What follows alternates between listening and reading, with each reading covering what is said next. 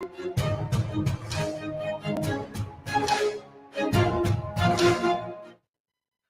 ਸ਼੍ਰੀ ਅਕਾਲ। ਤੁਸੀਂ ਜੁੜੇ ਹੋਏ ਹੋ ਪੰਜਾਬੀ ਰੇਡੀਓ ਯੂਐਸਏ ਦੇ ਨਾਲ ਤੇ ਮੈਂ ਹਾਂ ਪ੍ਰਵੀਨ ਸ਼ਰਮਾ ਲੈ ਕੇ ਹਾਜ਼ਰ ਹਾਂ ਪ੍ਰੋਗਰਾਮ ਸਾਂਝੀ ਸੱਥ। ਸਾਂਝੀ ਸੱਥ ਪ੍ਰੋਗਰਾਮ ਦੇ ਵਿੱਚ ਅੱਜ ਬੜੇ ਹੀ ਅਹਿਮ ਮਸਲੇ ਨੂੰ ਲੈ ਕੇ ਗੱਲਬਾਤ ਕਰਾਂਗੇ। ਪ੍ਰੋਗਰਾਮ ਦੇ ਵਿੱਚ ਸਾਨੂੰ 3 ਪੈਨਲਿਸਟ ਜੁਆਇਨ ਕਰਨਗੇ ਤੇ ਉਹਨਾਂ ਦੇ ਨਾਲ ਹੀ ਇਤਿਹਾਸ ਦੇ ਝਰੋਖਿਆਂ 'ਚ ਆਪਾਂ ਗੱਲਬਾਤ ਕਰਾਂਗੇ। ਪਰ ਉਸ ਤੋਂ ਪਹਿਲਾਂ ਧੰਨਵਾਦ ਕਰਦੇ ਚੱਲੀਏ ਸਾਡੇ ਸਪਾਂਸਰਸ ਦਾ, ਜਿਹੜੇ ਜ਼ਰੀਆ ਬਣਦੇ ਨੇ ਇਹਨਾਂ ਪ੍ਰੋਗਰਾਮਾਂ ਨੂੰ ਤੁਹਾਡੇ ਤੱਕ ਪਹੁੰਚਾਉਣ ਦੇ ਲਈ। ਖਾਲਸਾ ਇੰਸ਼ੋਰੈਂਸ ਏਜੰਸੀ ਵਾਲੇ ਪਿਛਲੇ ਕਈ ਦਹਾਕਿਆਂ ਤੋਂ ਇੰਸ਼ੋਰੈਂਸ ਦੇ ਵਿੱਚ ਸ਼ਾਨਦਾਰ ਸੇਵਾਵਾਂ ਦੇਣ ਦੇ ਲਈ ਜਾਣੇ ਜਾਂਦੇ ਨੇ। ਕਿਸੇ ਵੀ ਤਰ੍ਹਾਂ ਦੀ ਇੰਸ਼ੋਰੈਂਸ ਦੇ ਲਈ ਤੁਸੀਂ ਇਹਨਾਂ ਦੇ ਨਾਲ 408 272 2500 ਤੇ ਗੱਲ ਕਰ ਸਕਦੇ ਹੋ। ਟਰਕੀਆਨਾ ਇਮੀਗ੍ਰੇਸ਼ਨ ਲਾ ਫਰਮ ਵਾਲੇ, ਜੇ ਟਰਕੀਆਨਾ ਇਮੀਗ੍ਰੇਸ਼ਨ ਬਾਬਤ ਤੁਹਾਡਾ ਕੋਈ ਸਵਾਲ ਹੈ, ਕੋਈ ਸਲਾਹ ਕਰਨੀ ਹੈ ਤਾਂ 415 909 0503 ਤੇ ਗੱਲ ਕੀਤੀ ਜਾ ਸਕਦੀ ਹੈ। ਤੇ ਜ਼ੈਂਡਰ ਗਰੁੱਪ ਵਾਲੇ ਕਿਸੇ ਵੀ ਤਰ੍ਹਾਂ ਦਾ ਘਰ ਖਰੀਦਣਾ ਜਾਂ ਘਰ ਵੇਚਣਾ ਜਾਂ ਲੈਣਾ ਚਾਹੁੰਦੇ ਤੁਸੀਂ ਹੋਮ ਲੋਨ, ਤੇ ਇਹਨਾਂ ਦੇ ਨਾਲ 559 905 2575 ਤੇ ਗੱਲ ਕੀਤੀ ਜਾ ਸਕਦੀ ਹੈ। ਅੱਜ ਗਦਰੀ ਬਾਬਿਆਂ ਦੇ ਇਤਿਹਾਸ ਬਾਰੇ ਗੱਲਬਾਤ ਕਰਾਂਗੇ। ਗਦਰੀ ਬਾਬਿਆਂ ਬਾਰੇ ਕੁਝ ਉਹ ਗੱਲਾਂ ਜਿਹੜੀਆਂ ਹਲੇ ਵੀ ਸਾਡੇ ਚੇਤਿਆਂ ਦੇ ਵਿੱਚ ਨੇ, ਤੇ ਉਹਨਾਂ ਦੇ ਨਾਲ ਨਾਲ ਕੁਝ ਉਹ ਰਿਕਾਰਡਸ ਜਿਹੜੇ ਅਸੀਂ ਚੇਤਿਆਂ ਦੇ ਵਿੱਚੋਂ ਵਿਸਾਰ ਦਿੱਤੇ ਨੇ, ਉਹਨਾਂ ਦੇ ਬਾਰੇ ਗੱਲਬਾਤ ਕਰਾਂਗੇ। ਪਰ ਉਸ ਤੋਂ ਪਹਿਲਾਂ ਇੱਕ ਜਾਣਕਾਰੀ ਤੁਹਾਡੇ ਸਾਰਿਆਂ ਨਾਲ ਸਾਂਝੀ ਕਰਦੇ ਚੱਲੀਏ। ਉਹ ਇਹ ਹੈ ਕਿ ਗਦਰੀ ਬਾਬਿਆਂ ਦੀ ਯਾਦ ਦੇ ਵਿੱਚ ਸੈਮੀਨਾਰ 1 ਅਕਤੂਬਰ ਨੂੰ ਹੋਣਾ ਹੈ, ਜਿਹੜਾ ਕਿ ਗੁਰਦੁਆਰਾ ਸਾਹਿਬ ਸਟਾਕਟਨ ਵਿਖੇ ਹੋਣਾ ਹੈ, ਸ਼ਨੀਵਾਰ ਸ਼ਾਮ ਨੂੰ 4 ਵਜੇ ਤੋਂ ਲੈ ਕੇ 7 ਵਜੇ ਤੱਕ। ਇਹਦੇ ਵਿੱਚ ਬੁਲਾਰੇ ਜਿਹੜੇ ਨੇ ਡਾਕਟਰ ਗੁਰਵਿੰਦਰ ਸਿੰਘ ਜੀ ਨੇ BC ਕੈਨੇਡਾ ਤੋਂ, ਤੇ ਅਮਰੀਕ ਸਿੰਘ ਜੀ। ਉਹ ਗਦਰੀ ਬਾਬਿਆਂ ਵੱਲੋਂ ਪੰਥਕ ਸੇਵਾਵਾਂ ਤੇ ਦੇਸ਼ ਦੇ ਲਈ ਕੀਤੀਆਂ ਕੁਰਬਾਨੀਆਂ ਦਾ ਇਤਿਹਾਸ ਸਾਂਝਾ ਕਰਨਗੇ। ਇਸੇ ਤਰ੍ਹਾਂ ਮਿਤੀ 2 ਅਕਤੂਬਰ ਨੂੰ ਦਿਨ ਐਤਵਾਰ ਨੂੰ ਗੁਰਦੁਆਰਾ ਸਾਹਿਬ ਸਟਾਕਟਨ ਵਿਖੇ ਗਦਰੀ ਬਾਬਿਆਂ ਦੀ ਸਾਲਾਨਾ ਯਾਦ ਦੇ ਵਿੱਚ ਸ੍ਰੀ ਅਖੰਡ ਪਾਠ ਸਾਹਿਬ ਦੇ ਭੋਗ ਅਤੇ ਕੀਰਤਨ ਦੀਵਾਨ ਸਜਣਗੇ। ਅੱਜ ਇਹਨਾਂ ਪ੍ਰੋਗਰਾਮਾਂ ਦੀ ਬਾਬਤ ਗੱਲਬਾਤ ਕਰਨ ਦੇ ਲਈ ਤੇ ਗਦਰੀ ਬਾਬਿਆਂ ਦੇ ਇਤਿਹਾਸ ਤੇ ਚਾਨਣਾ ਪਾਉਣ ਦੇ ਲਈ ਮੇਰੇ ਨਾਲ ਜੁੜ ਚੁੱਕੇ ਨੇ ਕੁਲਜੀਤ ਸਿੰਘ ਨਿੱਜਰ ਜੀ, ਕਮੇਟੀ ਮੈਂਬਰ ਨੇ ਗੁਰਦੁਆਰਾ ਸਾਹਿਬ ਸਟਾਕਟਨ ਦੇ, ਤੇ ਨਾਲ ਹੀ ਡਾਕਟਰ ਗੁਰਵਿੰਦਰ ਸਿੰਘ ਜੀ ਜਿਹੜੇ ਕਿ ਮੁੱਖ ਬੁਲਾਰੇ ਨੇ ਸੈਮੀਨਾਰ ਦੇ, ਤੇ ਦਲਜੀਤ ਸਿੰਘ ਜੀ ਸਾਬਕਾ ਸੈਕਟਰੀ ਨੇ ਗੁਰਦੁਆਰਾ ਸਾਹਿਬ ਸਟਾਕਟਨ ਕਮੇਟੀ ਦੇ ਜਿਹੜੇ ਨੇ। ਇਹ ਤਿੰਨੇ ਪੈਨਲਿਸਟ ਸਾਡੇ ਨਾਲ ਹੋਣਗੇ ਤੇ ਗੱਲਬਾਤ ਕਰਦੇ ਹਾਂ ਤੇ ਵਾਰੀ ਸੈਰ ਉਹਨਾਂ ਦਾ ਕਰਦੇ ਹਾਂ ਸਵਾਗਤ। ਸਭ ਤੋਂ ਪਹਿਲਾਂ ਕੁਲਜੀਤ ਸਿੰਘ ਨਿੱਜਰ ਜੀ, ਸਤਿ ਸ਼੍ਰੀ ਅਕਾਲ।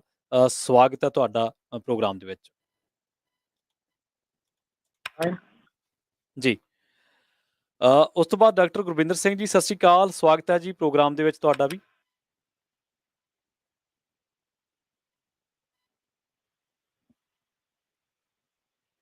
ਜੀ। ਡਾਕਟਰ ਦਲਜੀਤ ਸਿੰਘ ਸਾਬਕਾ ਸੈਕਟਰੀ ਸਾਡੇ ਨਾਲ ਜੁੜ ਚੁੱਕੇ ਨੇ। ਸਤਿ ਸ਼੍ਰੀ ਅਕਾਲ ਦਲਜੀਤ ਸਿੰਘ ਜੀ, ਸਵਾਗਤ ਹੈ ਜੀ। ਹਾਂਜੀ ਹਾਂਜੀ ਭਾਈ ਸਾਹਿਬ ਜੀ, ਵਾਹਿਗੁਰੂ ਜੀ ਕਾ ਖਾਲਸਾ ਵਾਹਿਗੁਰੂ ਜੀ ਕੀ ਫਤਿਹ ਜੀ। ਬਹੁਤ ਧੰਨਵਾਦ ਜੀ ਦਾ ਸੁਣਨ ਵਾਲੇ ਦਾ। ਜੀ ਜੀ, thank you. Doctor Gurvinder Singh ji ਵੀ ਸਾਡੇ ਨਾਲ ਜੁੜੇ ਹੋਏ ਨੇ, ਉਹਨਾਂ ਦੇ ਨਾਲ ਗੱਲਬਾਤ ਕਰਦੇ ਹਾਂ। ਉਹਨਾਂ ਦਾ ਪਹਿਲਾਂ ਕਰਦੇ ਸਵਾਗਤ ਹੈ। ਸਤਿ ਸ਼੍ਰੀ ਅਕਾਲ ਡਾਕਟਰ ਸਾਹਿਬ, ਤੁਹਾਡਾ ਵੀ ਸਵਾਗਤ ਹੈ ਜੀ ਪ੍ਰੋਗਰਾਮ ਦੇ ਵਿੱਚ। ਬਹੁਤ ਸ਼ੁਕਰੀਆ ਜੀ, ਇੱਕ ਵਾਰ ਫਿਰ ਆਪ ਜੀ ਤੇ ਸਮੂਹ ਸਰੋਤਿਆਂ ਦਾ ਤਹਿ ਦਿਲੋਂ ਧੰਨਵਾਦ, ਤੇ ਆਪ ਦੇ ਚੈਨਲ ਮਾਧਿਅਮ ਦਾ ਸ਼ੁਕਰੀਆ ਜੀ। ਜੀ ਡਾਕਟਰ ਸਾਹਿਬ, ਮੈਂ ਤੁਹਾਡੇ ਤੋਂ ਸਵਾਲ ਦੀ ਸ਼ੁਰੂਆਤ ਕਰਾਂਗਾ ਜੀ। ਪਹਿਲਾ ਸਵਾਲ ਕਿ ਜਿਹੜਾ ਆਪਾਂ ਸੈਮੀਨਾਰ ਕਰਨਾ ਜੀ, ਉਹਦੇ ਵਿੱਚ ਗਦਰੀ ਬਾਬਿਆਂ ਵੱਲੋਂ ਜਿਹੜੀਆਂ ਪੰਥਕ ਸੇਵਾਵਾਂ ਤੇ ਦੇਸ਼ ਲਈ ਕੀਤੀਆਂ ਕੁਰਬਾਨੀਆਂ ਤੇ ਇਤਿਹਾਸ ਹੈ ਜੀ, ਸੰਖੇਪ ਦੇ ਵਿੱਚ ਆਪਾਂ ਪੰਥਕ ਸੇਵਾਵਾਂ ਤੋਂ ਸ਼ੁਰੂਆਤ ਕਰ ਲਈਏ ਜੀ। ਕੀ ਕਹੋਗੇ ਇਹਨਾਂ ਦੇ ਬਾਰੇ, ਪੰਥਕ ਸੇਵਾਵਾਂ ਤੋਂ ਜੇ ਆਪਾਂ ਸ਼ੁਰੂਆਤ ਕਰੀਏ ਜੀ? ਦਰਅਸਲ ਜੋ ਗਦਰੀ ਬਾਬੇ, ਜੇਕਰ ਅਸੀਂ ਸੰਖੇਪ ਚ ਕਹੀਏ ਕਿ ਉਹਨਾਂ ਦੀ ਕੀ ਦੇਣ ਸੀ, ਤਾਂ ਇੱਕੋ ਲਾਈਨ ਚ ਕਹਿ ਸਕਦੇ ਹਾਂ ਕਿ ਅੱਜ ਜਿਸ ਮਾਧਿਅਮ ਤੇ ਰੇਡੀਓ ਤੇ ਗੱਲਬਾਤ ਹੋ ਰਹੀ ਹੈ, ਇਹ ਉਹਨਾਂ ਗਦਰੀ ਬਾਬਿਆਂ ਦੀ ਹੀ ਦੇਣ ਸੀ ਜੀ। ਜੇਕਰ ਅਸੀਂ ਇਹ ਕਹੀਏ ਕਿ ਅਮਰੀਕਾ ਦੇ ਵਿੱਚ ਅੱਜ ਜਿਹੜਾ ਸਾਡਾ ਭਾਈਚਾਰਾ ਇੱਥੇ ਆ ਕੇ ਬਸ਼ਿੰਦਾ ਬਣਿਆ, ਇਹ ਉਹਨਾਂ ਸਾਡੇ ਵੱਡੇ ਵਡੇਰਿਆਂ ਦੀ ਦੇਣ ਹੈ। ਜੇ ਅੱਜ ਸਾਡੇ ਕਿਤੇ ਨਾ ਕਿਤੇ ਵੱਡੇ ਪੱਧਰ ਤੇ ਕੋਈ ਪੋਲੀਟੀਸ਼ੀਅਨ ਨੇ, ਸਿਆਸਤਦਾਨ ਨੇ, ਕਾਰੋਬਾਰੀ ਨੇ, ਵਪਾਰੀ ਨੇ, ਵਿਦਿਅਕ ਐਜੂਕੇਸ਼ਨ ਹੈ, ਕਹਿਣ ਦਾ ਭਾਵ ਉਹ ਸਾਰੇ ਰਾਹ ਜਿਹੜੇ ਖੋਲਣ ਵਾਲੇ ਇਹ ਸਾਡੇ ਉਹ ਗਦਰੀ ਬਾਬੇ ਸਨ, ਜਿਨ੍ਹਾਂ ਨੇ ਇਹ ਪੈੜਾਂ ਪਾਈਆਂ, ਜਿਨ੍ਹਾਂ ਦਾ ਰਾਹ ਬਣਾਇਆ ਹੋਇਆ। ਅੱਜ ਸਾਡੀਆਂ ਪੀੜ੍ਹੀਆਂ ਦਰ ਪੀੜ੍ਹੀਆਂ ਉਸ ਦਾ ਆਨੰਦ ਮਾਣ ਰਹੀਆਂ ਨੇ। ਕਦੇ ਵੀ ਇਹ ਨਾ ਸੋਚੀਏ ਕਿ ਇਹ ਸਾਰਾ ਕੁਝ ਸਾਨੂੰ ਪਲੇਟ 'ਚ ਪਰੋਸ ਕੇ ਮਿਲਿਆ। ਇਹਦੇ ਲਈ ਕੁਰਬਾਨੀਆਂ ਹੋਈਆਂ, ਸ਼ਹਾਦਤਾਂ ਹੋਈਆਂ, ਸੰਘਰਸ਼ ਹੋਏ। ਸੋ ਅਸੀਂ ਇਹ ਕਹਿ ਸਕਦੇ ਹਾਂ ਕਿ ਜੇਕਰ ਉੱਤਰੀ ਅਮਰੀਕਾ ਦੀ ਧਰਤੀ ਤੇ ਨਸਲਵਾਦ ਤੇ ਬਸਤੀਵਾਦ ਦੇ ਖਿਲਾਫ ਸਭ ਤੋਂ ਪਹਿਲਾਂ ਜਿਹੜਾ ਪਰਚਮ ਚਲਾਇਆ ਗਿਆ, ਉਹ ਇਹੀ ਖਾਲਸਾ ਦੀਵਾਨ ਸੁਸਾਇਟੀ, ਜਿਸ ਦੇ 100 ਸਾਲਾਂ ਤੇ ਵੀ ਮੈਨੂੰ ਮੌਕਾ ਮਿਲਿਆ ਸੀ ਇੱਥੇ ਆਉਣ ਦਾ, ਤੇ ਫਿਰ ਆਪਣੇ ਇਸ ਵੀਕਐਂਡ ਤੇ ਸੈਮੀਨਾਰ ਤੇ ਦਰਸ਼ਨ ਕਰ ਰਹੇ ਹਾਂ। ਇਹ ਸੰਸਥਾ ਦੀ ਦੇਣ ਹੈ ਜਿਸਨੇ ਗਦਰੀ ਬਾਬਿਆਂ ਦੀ ਰਾਹ ਦਸੇਰਾ ਬਣ ਕੇ ਉਹਨਾਂ ਨੂੰ ਮੰਜ਼ਿਲ ਦਿਖਾਈ, ਤੇ ਜਿਸ ਸਦਕਾ ਅੱਜ ਦੇਸ਼ ਨੂੰ ਜਿਹੜਾ ਹੈ ਉਹ ਆਜ਼ਾਦੀ ਅੰਗਰੇਜ਼ਾਂ ਤੋਂ ਮਿਲੀ। ਪਰ ਅਫਸੋਸ ਇਹ ਹੈ ਕਿ ਉਹਨਾਂ ਦੇ ਸੁਪਨੇ ਅਜੇ ਵੀ ਅਧੂਰੇ ਨੇ, ਕਿਉਂਕਿ ਅਜੇ ਵੀ ਜਿਹੜਾ ਉਹ ਜੋ ਚਾਹੁੰਦੇ ਆ ਅਸੀਂ ਉਹ ਨਹੀਂ ਹੋਇਆ। ਹਾਲਾਤ ਅਜੇ ਵੀ ਬਦ ਤੋਂ ਬੱਤਰ ਹੋ ਰਹੇ ਨੇ। ਜੀ ਮੇਰੇ ਨਾਲ ਕੁਲਜੀਤ ਸਿੰਘ ਨਿੱਜਰ ਵੀ ਨੇ, ਉਹਨਾਂ ਨੇ ਵੀ ਸਾਨੂੰ ਜੁਆਇਨ ਕੀਤਾ ਹੋਇਆ। ਕੁਲਜੀਤ ਜੀ, ਮੈਂ ਤੁਹਾਡੇ ਵੱਲੋਂ ਨਾ ਜੀ ਤੁਹਾਨੂੰ ਪਹਿਲਾ ਸਵਾਲ ਕਿ ਜਿਹੜੀਆਂ ਸਮਾਗਮਾਂ ਦੀਆਂ ਤਿਆਰੀਆਂ ਨੇ ਜੀ, ਉਹਨਾਂ ਨੂੰ ਲੈ ਕੇ ਸੰਗਤਾਂ ਦੇ ਵਿੱਚ ਕਿਹੋ ਜਿਹਾ ਉਤਸ਼ਾਹ ਦੇਖਿਆ ਜਾ ਰਿਹਾ ਜੀ ਇਸ ਵੇਲੇ? ਦੇਖੋ ਜੀ, ਜਿਹੜਾ ਗਦਰੀ ਬਾਬਿਆਂ ਦਾ ਇਹ ਆਪਾਂ ਦਿਹਾੜਾ ਮਨਾ ਰਹੇ ਹਾਂ ਜੀ ਜੀ, ਇਹ ਮੈਂ ਸਮਝਦਾ ਕਿ ਜਿਹੜੀਆਂ ਲੋਕਲ ਸੰਗਤਾਂ ਨੇ ਉਹਨਾਂ ਨੂੰ ਅਸੀਂ ਉਨੀ ਜਾਣਕਾਰੀ ਪ੍ਰੋਵਾਈਡ ਨਹੀਂ ਕਰ ਸਕੇ ਜਿੰਨੀ ਸਾਡਾ ਪ੍ਰੋਵਾਈਡ ਕਰਨੀ ਚਾਹੀਦੀ ਸੀ। ਤੇ ਇਹ ਛੋਟੇ ਛੋਟੇ ਉਪਰਾਲੇ ਨੇ ਸਾਡੇ ਤੇ ਇਤਿਹਾਸ ਦੇ ਵਿੱਚ ਜਿਹੜੇ ਦੋ ਨਾਇਕ ਹੋਏ ਨੇ, ਗਦਰੀ ਬਾਬੇ ਤੇ ਬਾਬਾ ਬੰਦਾ ਸਿੰਘ ਬਹਾਦਰ, ਇਹਨਾਂ ਦੇ ਨਾਲ ਇਤਿਹਾਸ ਦੇ ਵਿੱਚ ਇਨਸਾਫ ਨਹੀਂ ਹੋਇਆ। ਇਹਨਾਂ ਨੂੰ ਜਿਹੜਾ ਪ੍ਰੋਪਰ ਪ੍ਰੈਜੈਂਟੇਸ਼ਨ ਮਿਲਣੀ ਚਾਹੀਦੀ ਸੀ ਜਾਂ ਜਿਨ੍ਹਾਂ ਦੀ ਸੰਸਾਰ ਦੇ ਵਿੱਚ ਜਾਂ ਆਪਣੇ ਲੋਕਾਂ ਦੇ ਵਿੱਚ ਅਸੀਂ ਰੱਖਣਾ ਚਾਹੀਦਾ ਸੀ, ਉਹ ਨਹੀਂ ਰੱਖ ਸਕੇ। ਇਹ ਸਾਡੀ ਕੋਸ਼ਿਸ਼ ਹੈ ਤੇ ਸਾਡੀ 100 ਸਾਲਾਂ ਦੀ ਜਿਹੜੀ ਕੋਸ਼ਿਸ਼ ਸੀ, ਜਦੋਂ 2012 ਦੇ ਵਿੱਚ ਅਸੀਂ 100 ਸਾਲਾ ਮਨਾਇਆ, ਉਦੋਂ ਇਹ ਕੋਸ਼ਿਸ਼ ਜਿਹੜੀ ਉਹ ਸਫਲ ਹੋਈ। ਬਹੁਤ ਸਾਰੀ ਯੂਨੀਵਰਸਿਟੀਆਂ ਨੇ ਇਹਨੂੰ ਅਡਾਪਟ ਕੀਤਾ। ਡਾਕਟਰ ਜਸਪਾਲ ਸਿੰਘ BC ਜੋ ਪਟਿਆਲਾ ਯੂਨੀਵਰਸਿਟੀ ਸਨ, ਉਹਨਾਂ ਨੇ ਇਸ ਨੂੰ ਸਬਜੈਕਟ ਦੇ ਤੌਰ ਤੇ ਉੱਥੇ ਲਾਗੂ ਕੀਤਾ ਯੂਨੀਵਰਸਿਟੀ ਦੇ ਵਿੱਚ। ਇਹ ਕਿ ਅਸੀਂ ਇਹ ਸਾਡੇ ਉਪਰਾਲੇ ਨੇ ਤੇ ਜਿਹੜੇ ਅਸੀਂ ਵਿਦਵਾਨ ਜਿਹੜੇ ਨੇ, ਡਾਕਟਰ ਗੁਰਵਿੰਦਰ ਸਿੰਘ ਕੈਨੇਡਾ ਤੋਂ ਨੇ ਤਾਂ ਸਾਡੇ ਨਾਲ ਜੁੜੇ ਨੇ, ਡਾਕਟਰ ਅਮਰਤ ਕੌਰ ਦਿਓਲ ਜਿਨ੍ਹਾਂ ਨੇ ਫ੍ਰਿਜ਼ਨੋ ਸਟੇਟ ਪੜ੍ਹਾਉਂਦੇ ਨੇ, ਤੇ ਪ੍ਰਿੰਸੀਪਲ ਸਵਰਨਜੀਤ ਸਿੰਘ ਨੇ ਜੋ ਇੱਥੇ ਫੇਅਰਫੀਲਡ ਨੇ, ਪਰ ਉਹ ਗੁਰਮਤ ਕਾਲਜ ਜਿਹੜਾ ਉੱਥੇ ਹੈਗਾ ਆ ਮਸਤੂਆਣਾ ਸਾਹਿਬ, ਉਹਦੇ ਪ੍ਰਿੰਸੀਪਲ ਰਹੇ ਨੇ ਜੀ। ਸੋ ਤੇਜਪਾਲ ਸਿੰਘ ਬੈਣੀਵਾਲ ਜਿਹੜੇ ਸਾਡੇ ਯੰਗਸਟਰ ਨੇ, ਜਿਹੜੇ PhD ਇੱਥੇ ਕੀਤੀ ਹੈ। ਸੋ ਅਸੀਂ ਕੋਸ਼ਿਸ਼ ਕਰ ਰਹੇ ਹਾਂ ਕਿ ਐਟਲੀਸਟ ਸਾਡੀ ਜਿਹੜੀ ਯੰਗ ਜਨਰੇਸ਼ਨ ਹੈ ਉਹਨੂੰ ਅਸੀਂ ਵੱਧ ਤੋਂ ਵੱਧ ਐਜੂਕੇਟ ਕਰ ਸਕੀਏ ਤੇ ਸੰਗਤ ਦੇ ਵਿੱਚ, ਲੋਕਲ ਸੰਗਤ ਦੇ ਵਿੱਚ ਅਸੀਂ ਕੋਸ਼ਿਸ਼ ਕਰਦੇ ਹਾਂ ਕਿ ਇਹਨਾਂ ਨੂੰ ਵੱਧ ਤੋਂ ਵੱਧ ਸੰਗਤ ਉੱਥੇ ਆਵੇ ਤੇ ਆਪਣੇ ਜੋ ਪੁਰਖਿਆਂ ਦਾ ਇਤਿਹਾਸ ਜਿਹੜਾ ਆ ਉਹ ਸੁਣੇ ਤੇ ਆਪਣੇ ਆਪ ਤੇ ਮਾਣ ਮਹਿਸੂਸ ਕਰਨ, ਕਿਉਂਕਿ ਜੋ ਇਹਨਾਂ ਨੇ ਸਟਰਗਲਸ ਕੀਤੀਆਂ ਨੇ ਉਹਨਾਂ ਦੀ ਬਾਬਤ ਹੀ ਅਸੀਂ ਅੱਜ ਇੱਥੇ ਜਿਹੜੇ ਸਾਰੇ ਬੈਠੇ ਨੇ ਆਨੰਦ ਮਾਣ ਰਹੇ ਹਾਂ। ਜੀ ਜੀ, ਸੰਗਤਾਂ ਨੂੰ ਦੱਸਦੇ ਚੱਲੀਏ ਇਸ ਵੇਲੇ ਪੰਜਾਬੀ ਰੇਡੀਓ USA ਦੇ ਜਿੰਨੇ ਵੀ ਸਰੋਤੇ ਨੇ ਕਿ ਅੱਜ ਤੋਂ 1 ਸਦੀ ਤੋਂ ਵੀ ਵੱਡਾ ਜਿਹੜਾ ਇਤਿਹਾਸ ਹੈ, 1 ਸਦੀ ਤੋਂ ਵੱਧ ਸਮਾਂ ਜਦੋਂ ਗਦਰੀ ਬਾਬਿਆਂ ਨੇ ਗੁਰਦੁਆਰਾ ਸਾਹਿਬ ਸਟਾਕਟਨ ਦੀ ਸਥਾਪਨਾ ਕੀਤੀ ਤੇ ਨਾਲ ਨਾਲ ਜੰਗੇ ਆਜ਼ਾਦੀ ਦੀ ਲੜਾਈ ਲੜੀ। ਪਰ ਉਹਨਾਂ ਦੇ ਬਾਬਤ ਅੱਜ ਆਪਾਂ ਬਹੁਤ ਸਾਰੀਆਂ, ਜਿਵੇਂ ਕੁਲਜੀਤ ਸਿੰਘ ਜੀ ਨੇ ਕਿਹਾ ਕਿ ਜਿਵੇਂ ਬਹੁਤ ਹੋਰ ਯੋਧੇ ਜਿਹੜੇ ਆ ਉਹਨਾਂ ਨੂੰ ਅਸੀਂ ਭੁੱਲ ਚੁੱਕੇ ਹਾਂ, ਤੇ ਇਸੇ ਤਰ੍ਹਾਂ ਗਦਰੀ ਬਾਬਿਆਂ ਨੂੰ ਵੀ ਅਸੀਂ ਉਸ ਤਰੀਕੇ ਨਾਲ ਯਾਦ ਨਹੀਂ ਕਰਦੇ ਜਿੱਡਾ ਉਹਨਾਂ ਦਾ ਵੱਡਾ ਯੋਗਦਾਨ ਹੈ। ਪੰਜਾਬੀ ਰੇਡੀਓ USA ਨੇ ਇਸ ਬਾਬਤ ਇੱਕ ਡਾਕੂਮੈਂਟਰੀ ਵੀ ਬਣਾਈ ਹੈ, ਉਹਦੇ ਵਿੱਚ ਸਾਨੂੰ ਬਥੇਰੀ ਜਾਣਕਾਰੀਆਂ ਜਿਹੜੀਆਂ ਮੁਹੱਈਆ ਕਰਵਾਈਆਂ ਸੀ। ਉਹਨਾਂ ਦੇ ਵਿੱਚ ਕੁਲਜੀਤ ਸਿੰਘ ਨਿੱਜਰ ਵੀ ਸੀਗੇ, ਤੇਜਪਾਲ ਜੀ ਜਿਹੜੇ ਸਿੱਖ ਸਕੋਲਰ ਨੇ, ਉਹਨਾਂ ਨੇ ਵੀ ਕਾਫੀ ਜਾਣਕਾਰੀਆਂ ਇਸ ਬਾਬਤ। ਕਮੇਟੀ ਕੋਲ ਰਿਕਾਰਡ ਆ ਜਿਹੜਾ ਸਦੀ ਤੋਂ ਵੀ ਵੱਧ ਸਮੇਂ ਦਾ, ਉਹ ਹਾਲੇ ਵੀ ਸਾਂਭਿਆ ਹੋਇਆ। ਸੋ ਉਹਨਾਂ ਬਾਰੇ ਗੱਲਬਾਤ ਆਪਾਂ ਜ਼ਰੂਰ ਕਰਾਂਗੇ। ਸਾਡੇ ਨਾਲ ਦਲਜੀਤ ਸਿੰਘ ਨੇ ਜਿਹੜੇ ਸਾਬਕਾ ਸੈਕਟਰੀ ਨੇ। ਦਲਜੀਤ ਸਿੰਘ ਜੀ, ਤੁਹਾਡੇ ਵੱਲ ਮੈਂ ਆਉਣਾ ਚਾਹੁੰਦਾ। ਤੁਹਾਨੂੰ ਸਵਾਲ ਜਿਹੜਾ ਉਹ ਇਹ ਹੈ ਕਿ ਬਹੁਤ ਵਾਰ ਅਸੀਂ ਸਾਡੇ ਜਿਹੜੇ ਇਤਿਹਾਸ ਦੇ ਯੋਧੇ ਨੇ, ਬਹੁਤ ਵਾਰ ਸਾਡੇ ਜਿਹੜੇ ਇਤਿਹਾਸ ਦੇ ਉਹ ਪਾਤਰ ਨੇ ਜਿਨ੍ਹਾਂ ਨੂੰ ਅਸੀਂ ਯਾਦ ਨਹੀਂ ਕਰਦੇ, ਤਾਂ ਇਹੋ ਜਿਹੇ ਮਸਲੇ ਦੇ ਵਿੱਚ ਇੱਕ ਪਾਸੇ ਅਸੀਂ 7 ਸਮੁੰਦਰਾਂ ਪਾਰ ਬੈਠੇ ਹਾਂ, ਇੱਕ ਪਾਸੇ ਸਾਡੇ ਕੋਲੇ ਇੰਨਾ ਵੱਡਾ ਇਤਿਹਾਸ ਹੈ, ਏਡੇ ਵੱਡੇ ਪਾਤਰ ਨੇ, ਏਡੇ ਵੱਡੇ ਸ਼ਹੀਦ ਨੇ, ਏਡੀਆਂ ਵੱਡੀਆਂ ਕੁਰਬਾਨੀਆਂ ਨੇ, ਤਾਂ ਜਦੋਂ ਅਸੀਂ ਨਵੀਂ ਜਨਰੇਸ਼ਨ ਕੋਲੇ ਇਹਨਾਂ ਕੁਰਬਾਨੀਆਂ ਨੂੰ ਲੈ ਕੇ ਜਾਂਦੇ ਹਾਂ, ਖਾਸ ਕਰਕੇ ਜਿਹੜੇ ਸਾਡਾ ਇੱਧਰਲਾ ਸਾਡਾ ਸਾਰਾ ਭਾਈਚਾਰਾ ਹੈ, ਤਾਂ ਉਦੋਂ ਫਿਰ ਕਿਸ ਤਰੀਕੇ ਨਾਲ ਉਹਨਾਂ ਨੂੰ ਅਸੀਂ ਜਾਗਰੂਕ ਕਰੀਏ ਤੇ ਕਿਸ ਤਰੀਕੇ ਨਾਲ ਗੱਲਬਾਤ ਕਰੀਏ, ਇਹਨਾਂ ਸਮਾਗਮਾਂ ਨੂੰ ਅੱਗੇ ਲੈ ਕੇ ਜਾਈਏ ਕਿ ਉਹ ਵੱਧ ਤੋਂ ਵੱਧ ਟਰੈਵਲ ਕਰਨ ਸਾਡੀ ਯੰਗ ਜਨਰੇਸ਼ਨ ਦੇ ਵਿੱਚ। ਜੀ ਥੈਂਕ ਯੂ ਵੀਰ ਜੀ ਸਮਾਂ ਦੇਣ ਵਾਸਤੇ। ਜੀ ਜੀ, ਬੇਨਤੀ ਆ ਕਿ ਜਿਵੇਂ ਆਪਣੇ ਰਿੰਪਲ ਵੀਰ ਜੀ ਹੋਣਾ ਨੇ ਜਿਹੜੀ ਗੱਲ ਕੀਤੀ ਹੈ ਨਾ, ਜਿਹੜਾ ਅਜੇ ਪਾਲ ਆ ਨਾ, ਹਾਂਜੀ, ਅਜੇ ਪਾਲ ਉਹ ਇਹਨਾਂ ਸਮਾਗਮਾਂ ਦੀ ਦੇਣੀ ਆ। ਜਦੋਂ 100 ਸਾਲਾ ਮਨਾਇਆ ਸੀ ਨਾ 2012 ਦੇ ਵਿੱਚ, ਜੇ ਮੈਂ ਰੌਂਗ ਨਾ ਵਾਂ, ਹਾਂਜੀ, ਤੇ ਉਦੋਂ ਬੱਚਾ ਹੁੰਦਾ ਸੀ, ਛੋਟਾ ਹੁੰਦਾ ਸੀ ਬਹੁਤ ਆ ਜੀ। ਤੇ ਉਦੋਂ ਵੀ ਇਸੇ ਤਰ੍ਹਾਂ ਹੀ ਆਪਣੇ ਵੀਰ ਜੀ ਹੋਣੀ, BC ਵਾਲੇ ਗੁਰਿੰਦਰ ਸਿੰਘ ਹੋਣੀ, ਆ ਵੀ ਆਏ ਸੀਗੇ ਸਾਰੇ ਆਣੇ ਤੋਂ ਜੀ। ਤੇ ਜਦੋਂ ਉਹ ਸਾਰੀ ਚੀਜ਼ਾਂ ਖੋਜੀਆਂ ਗਈਆਂ ਤਾਂ ਸਾਨੂੰ ਤਾਂ ਇਹੋ ਦੱਸਿਆ ਗਿਆ ਸੀਗਾ ਕਿ ਗਦਰੀ ਬਾਬੇ ਜਿਹੜੇ ਆ ਉਹ ਕਾਮਰੇਡ ਆ, ਤੇ ਉਹਨਾਂ ਦੇ ਖਾੜੇ ਖੂੜੇ ਲਾ ਕੇ ਨਾਵਾਂ ਦੇ ਉੱਪਰ ਤੇ ਚਲੋ ਜੀ ਕੰਮ ਨਿਬੜ ਗਿਆ, ਰਾਈਟ ਜੀ। ਪਰ ਜਦੋਂ ਸਟਾਰਟ ਨੂੰ ਗੁਰੂ ਘਰ ਦੇ ਸੇਵਾ ਦਾ ਮੌਕਾ ਮਿਲਿਆ, ਉਦੋਂ ਤੇ ਜਦੋਂ ਸਾਰੇ ਉਹ ਚੀਜ਼ਾਂ ਨਿਕਲੀਆਂ ਬਾਹਰ, ਫਿਰ ਪ੍ਰੈਸ ਲੱਭੀ, ਫਿਰ ਉਹ ਲੱਗਾ ਪਤਾ ਕਿ ਉਹ ਬੜੇ ਦੇ ਮਹਾਨ ਯੋਧੇ ਸੀ ਜਿਨ੍ਹਾਂ ਨੇ ਇਕੱਲਾ ਸਿੱਖਾਂ ਵਾਸਤੇ ਨਹੀਂ, ਮਸੀਕਿਆਂ ਵਾਸਤੇ ਉਹਨਾਂ ਨੇ ਬੜਾ ਕੰਮ ਕੀਤਾ। ਜਿਹੜੇ ਹੋਰ ਲੋਕ ਇੱਥੇ ਸੀਗੇ ਜਿਨ੍ਹਾਂ ਨੂੰ ਪ੍ਰੋਬਲਮਾਂ ਸੀਗੀਆਂ, ਉਹਨਾਂ ਦਾ ਬਹੁਤ ਵੱਡੇ ਪੱਧਰ ਤੇ ਹੈਲਪ ਕੀਤੀ ਬਜ਼ੁਰਗਾਂ ਨੇ। ਉਦੋਂ ਹੀ ਫਿਰ ਇਹਨੇ ਤੇਜਪਾਲ ਨੇ ਫਿਰ ਡਿਸਾਈਡ ਕੀਤਾ ਕਿ ਮੈਂ ਆਪਣੀ ਗ੍ਰੈਜੂਏਸ਼ਨ ਤੋਂ ਬਾਅਦ ਮੈਂ PhD ਕਰੂੰਗਾ ਸਿਰਫ ਗਦਰ ਲਹਿਰ ਦੇ ਉੱਪਰ, ਗਦਰੀ ਬਾਬਿਆਂ ਦੇ ਉੱਪਰ। ਤੇ ਸਾਨੂੰ ਆਪਣੇ ਉਹ ਵੀਰ ਤੇ ਮਾਣ ਆ, ਤੇ ਜਿਹੜੀ ਨਵੀਂ ਯੂਥ ਜਨਰੇਸ਼ਨ ਆ ਉਹਨਾਂ ਨੂੰ ਦੇਖਣਾ ਚਾਹੀਦਾ ਵੀ ਅਜੇ ਪਾਲ ਜੇ ਆਪਣਾ ਸਾਰਾ ਕੁਝ ਛੱਡ ਕੇ ਤੇ ਜਿਹਨੇ PhD ਕੀਤੀ ਤੇ ਕੁਝ ਲੱਭਾ ਹੋਊਗਾ, ਰਾਈਟ।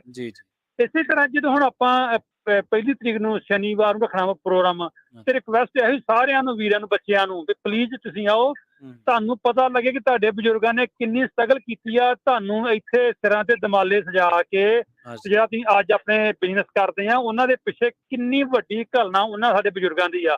ਉਹ ਜਦੋਂ ਆਣ ਕੇ ਸੁਣਨਗੇ ਗੁਰਿੰਦਰ ਭਾਜੀ ਹੁਣਾਂ ਧਾਰੀਵਾਲ ਜਿਹਨਾਂ ਨੇ ਇਹਨਾਂ ਖੋਜਾਂ ਕੀਤੀਆਂ, ਡਾਕਟਰ ਅੰਬਰੇਸ਼ ਸਿੰਘ ਹੁਣੀ ਹੋ ਗਏ ਆ, ਤੇ ਫਿਰ ਪਤਾ ਲੱਗੂਗਾ ਕਿ ਹਾਂ, ਤੇ ਫਿਰ ਆਪਣੇ ਆਪ ਤੇ ਮਾਣ ਹੀ ਮਹਿਸੂਸ ਹੋਵੇ ਕਿ ਹਾਂ ਵਾਕਈ ਅਸੀਂ ਉਹਨਾਂ ਨੂੰ ਅਸੀਂ ਬਿਲੋਂਗ ਕਰਦੇ ਆ, ਤੇ ਉਹ ਸਾਡੇ ਬਜ਼ੁਰਗ ਆ। ਤੇ ਸਾਰੇ ਆਉਣਗੇ ਤੇ ਆਪਣੇ ਪਤਾ ਲੱਗੂਗਾ ਵੀਰ ਜੀ ਇਹਨਾਂ ਨੇ ਬਹੁਤ ਖੋਜ ਹੈ ਵੀਰ ਜੀ ਹੁਣਾਂ ਦੀ। ਕੁਲਜੀਤ ਸਿੰਘ ਜੀ, ਸਵਾਲ ਤੁਹਾਡੇ ਲਈ ਆ।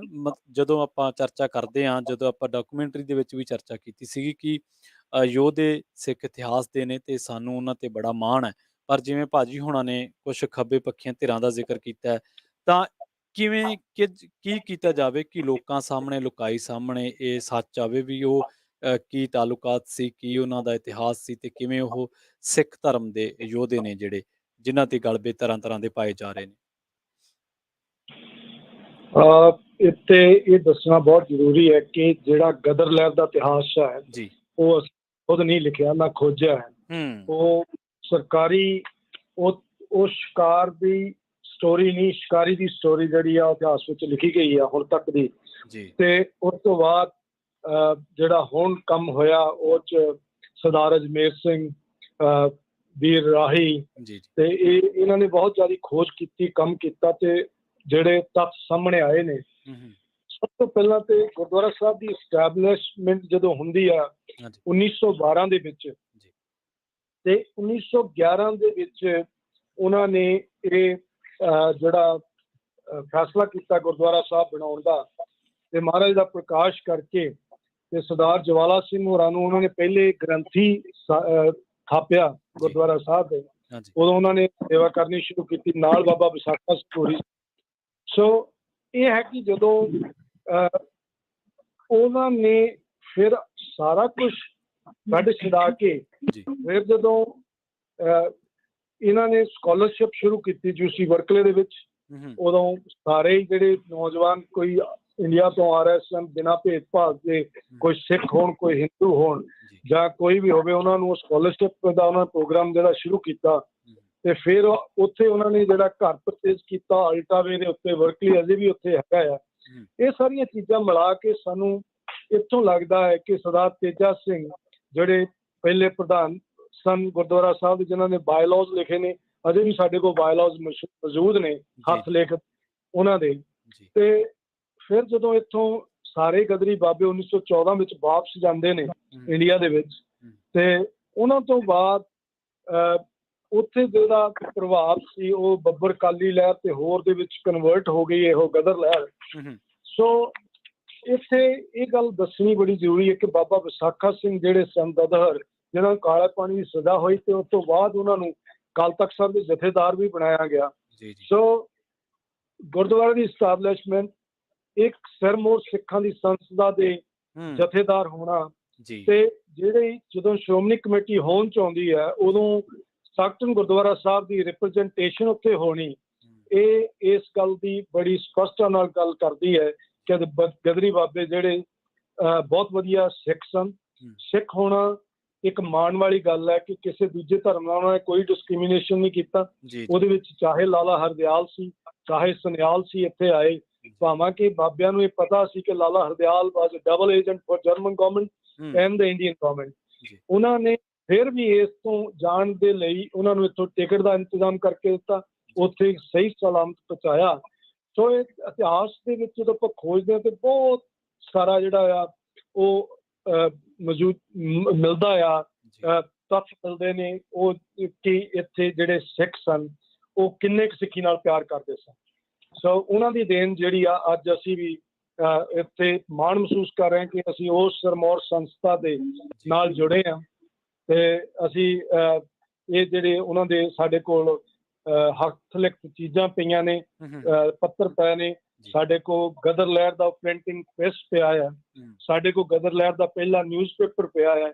ਸੋ ਇਹ ਜਿਹੜੀਆਂ ਆਉਣ ਵਾਲੀਆਂ ਜਨਰੇਸ਼ਨਾਂ ਦੇ ਲਈ ਇਹ ਜਿਹੜਾ ਇੱਕ ਬਹੁਤ ਵਧੀਆ ਉਹਨਾਂ ਨੂੰ ਸਤਾਰਾ ਦੱਸੇਗਾ ਵੀ ਇਹ ਜਿਹੜਾ ਦੱਸੇਗਾ ਮਾਰਗਦਰਸ਼ਨ ਕਰ ਸਕਦੇ ਆ ਇਹ ਬਜ਼ੁਰਗ ਜਿਨ੍ਹਾਂ ਨੇ ਇੰਨੀ ਘਾਲਣਾ ਘਾਲੀ ਤੇ ਉਸ ਤੋਂ ਬਾਅਦ ਜਿਹੜਾ ਨੇਤਾ ਪ੍ਰਤੀ ਜਿਹੜਾ ਜ਼ਿੰਦਗੀ ਦੇ ਵਿੱਚ ਉਹਨਾਂ ਦਾ ਸੰਘਰਸ਼ ਸੀ ਉਹ ਵੀ ਕਾਬਲੇ ਤਾਰੀਫ ਸੀ। ਜਿਹੜਾ ਕਿ $1 ਸਾਰੀ ਦਿਹਾੜੀ 'ਚ ਬਣਨਾ ਜਾਂ ਉਸ ਤੋਂ ਵੀ ਘੱਟ, ਫਿਰ $3,936 ਇਕੱਠੇ ਕਰਕੇ ਅੱਜ ਵਾਲੀ ਜਿਹੜੀ ਜਗ੍ਹਾ ਆ ਗ੍ਰੈਂਡ ਸਟਰੀਟ 1930 ਟੈਂਪਲ ਸਟਰੀਟ ਜਿਹੜੀ ਅਸੀਂ ਪਿਛਲੇ ਸਮੇਂ ਤੋਂ ਉਹਦਾ ਨਾਂ ਚੇਂਜ ਕਰਾਇਆ, ਉਸ ਜਗ੍ਹਾ ਨੂੰ ਇਹਨਾਂ ਨੇ ਖਰੀਦਿਆ। ਤੇ ਸੋ ਇਹ ਵੀ ਇਹ ਹਿੰਦੁਸਤਾਨ ਤੋਂ ਬਾਅਦ ਜੇ ਦੇਖਿਆ ਜਾਵੇ ਅਮਰੀਕਾ ਕੈਨੇਡਾ ਦੇ ਵਿੱਚ ਇਹ ਦੂਸਰੀ ਸਭ ਤੋਂ ਪੁਰਾਣੀ ਇਤਿਹਾਸਿਕ ਜਗ੍ਹਾ ਆ। ਸੋ ਇਹਦੇ ਵਿੱਚ ਜਿਹੜਾ ਮਾਣ ਮਹਿਸੂਸ ਹੁੰਦਾ ਹੈ ਜਦੋਂ ਅਸੀਂ ਇਸ ਗੁਰੂ ਘਰ ਦੀ ਚਰਚਾ ਕਰਦੇ ਹਾਂ। ਜੀ ਡਾਕਟਰ ਗੁਰਵਿੰਦਰ ਸਿੰਘ ਜੀ, ਜਦੋਂ ਆਪਾਂ ਚਰਚਾ ਕਰਦੇ ਹਾਂ ਜੀ ਗਦਰੀ ਬਾਬਿਆਂ ਦੀ ਬਾਬਤ ਔਰ ਉਹਨਾਂ ਦੇ ਇਤਿਹਾਸ ਬਾਰੇ, ਕੁਲਜੀਤ ਸਿੰਘ ਜੀ ਨੇ, ਤੁਸੀਂ ਵੀ ਸ਼ੁਰੂਆਤ ਦੇ ਵਿੱਚ ਆਪਾਂ ਚਰਚਾ ਕੀਤੀ ਸੀ, ਦਲਜੀਤ ਸਿੰਘ ਜੀ ਨੇ, ਔਰ ਕਾਫੀ ਹੋਰ ਚੀਜ਼ਾਂ ਵੀ ਆਪਾਂ ਪੜ੍ਹਦੇ ਹਾਂ। 1 ਸਦੀ ਤੋਂ ਵੱਧ ਦਾ ਇਤਿਹਾਸ ਹੋ ਗਿਆ ਗੁਰਦੁਆਰਾ ਸਾਹਿਬ ਸਟੋਕਟਨ ਦਾ। ਤੇ ਜਦੋਂ ਆਪਾਂ ਇਹ ਦੂਜੀਆਂ ਵਿਚਾਰਧਾਰਾਵਾਂ ਗਦਰੀ ਬਾਬਿਆਂ ਦੇ ਬਾਰੇ ਗੱਲ ਕਰਦੀਆਂ ਨੇ, ਉਹਨਾਂ ਦੇ ਉਹ ਆਪਣੇ ਤਰਕ ਦਿੰਦੀਆਂ ਨੇ, ਪਰ ਤੱਥ ਆਪਣੇ ਸਾਹਮਣੇ ਸਾਰੇ ਮੌਜੂਦ ਆ, ਤਾਂ ਤੁਸੀਂ ਇਸ ਬਾਬਤ ਬੋਲਦੇ ਰਹਿੰਦੇ ਹੋ, ਤੁਸੀਂ ਇਸ ਬਾਬਤ ਤੱਥ ਵੀ ਖੋਜੇ ਹੋਣਗੇ ਹੋਰ।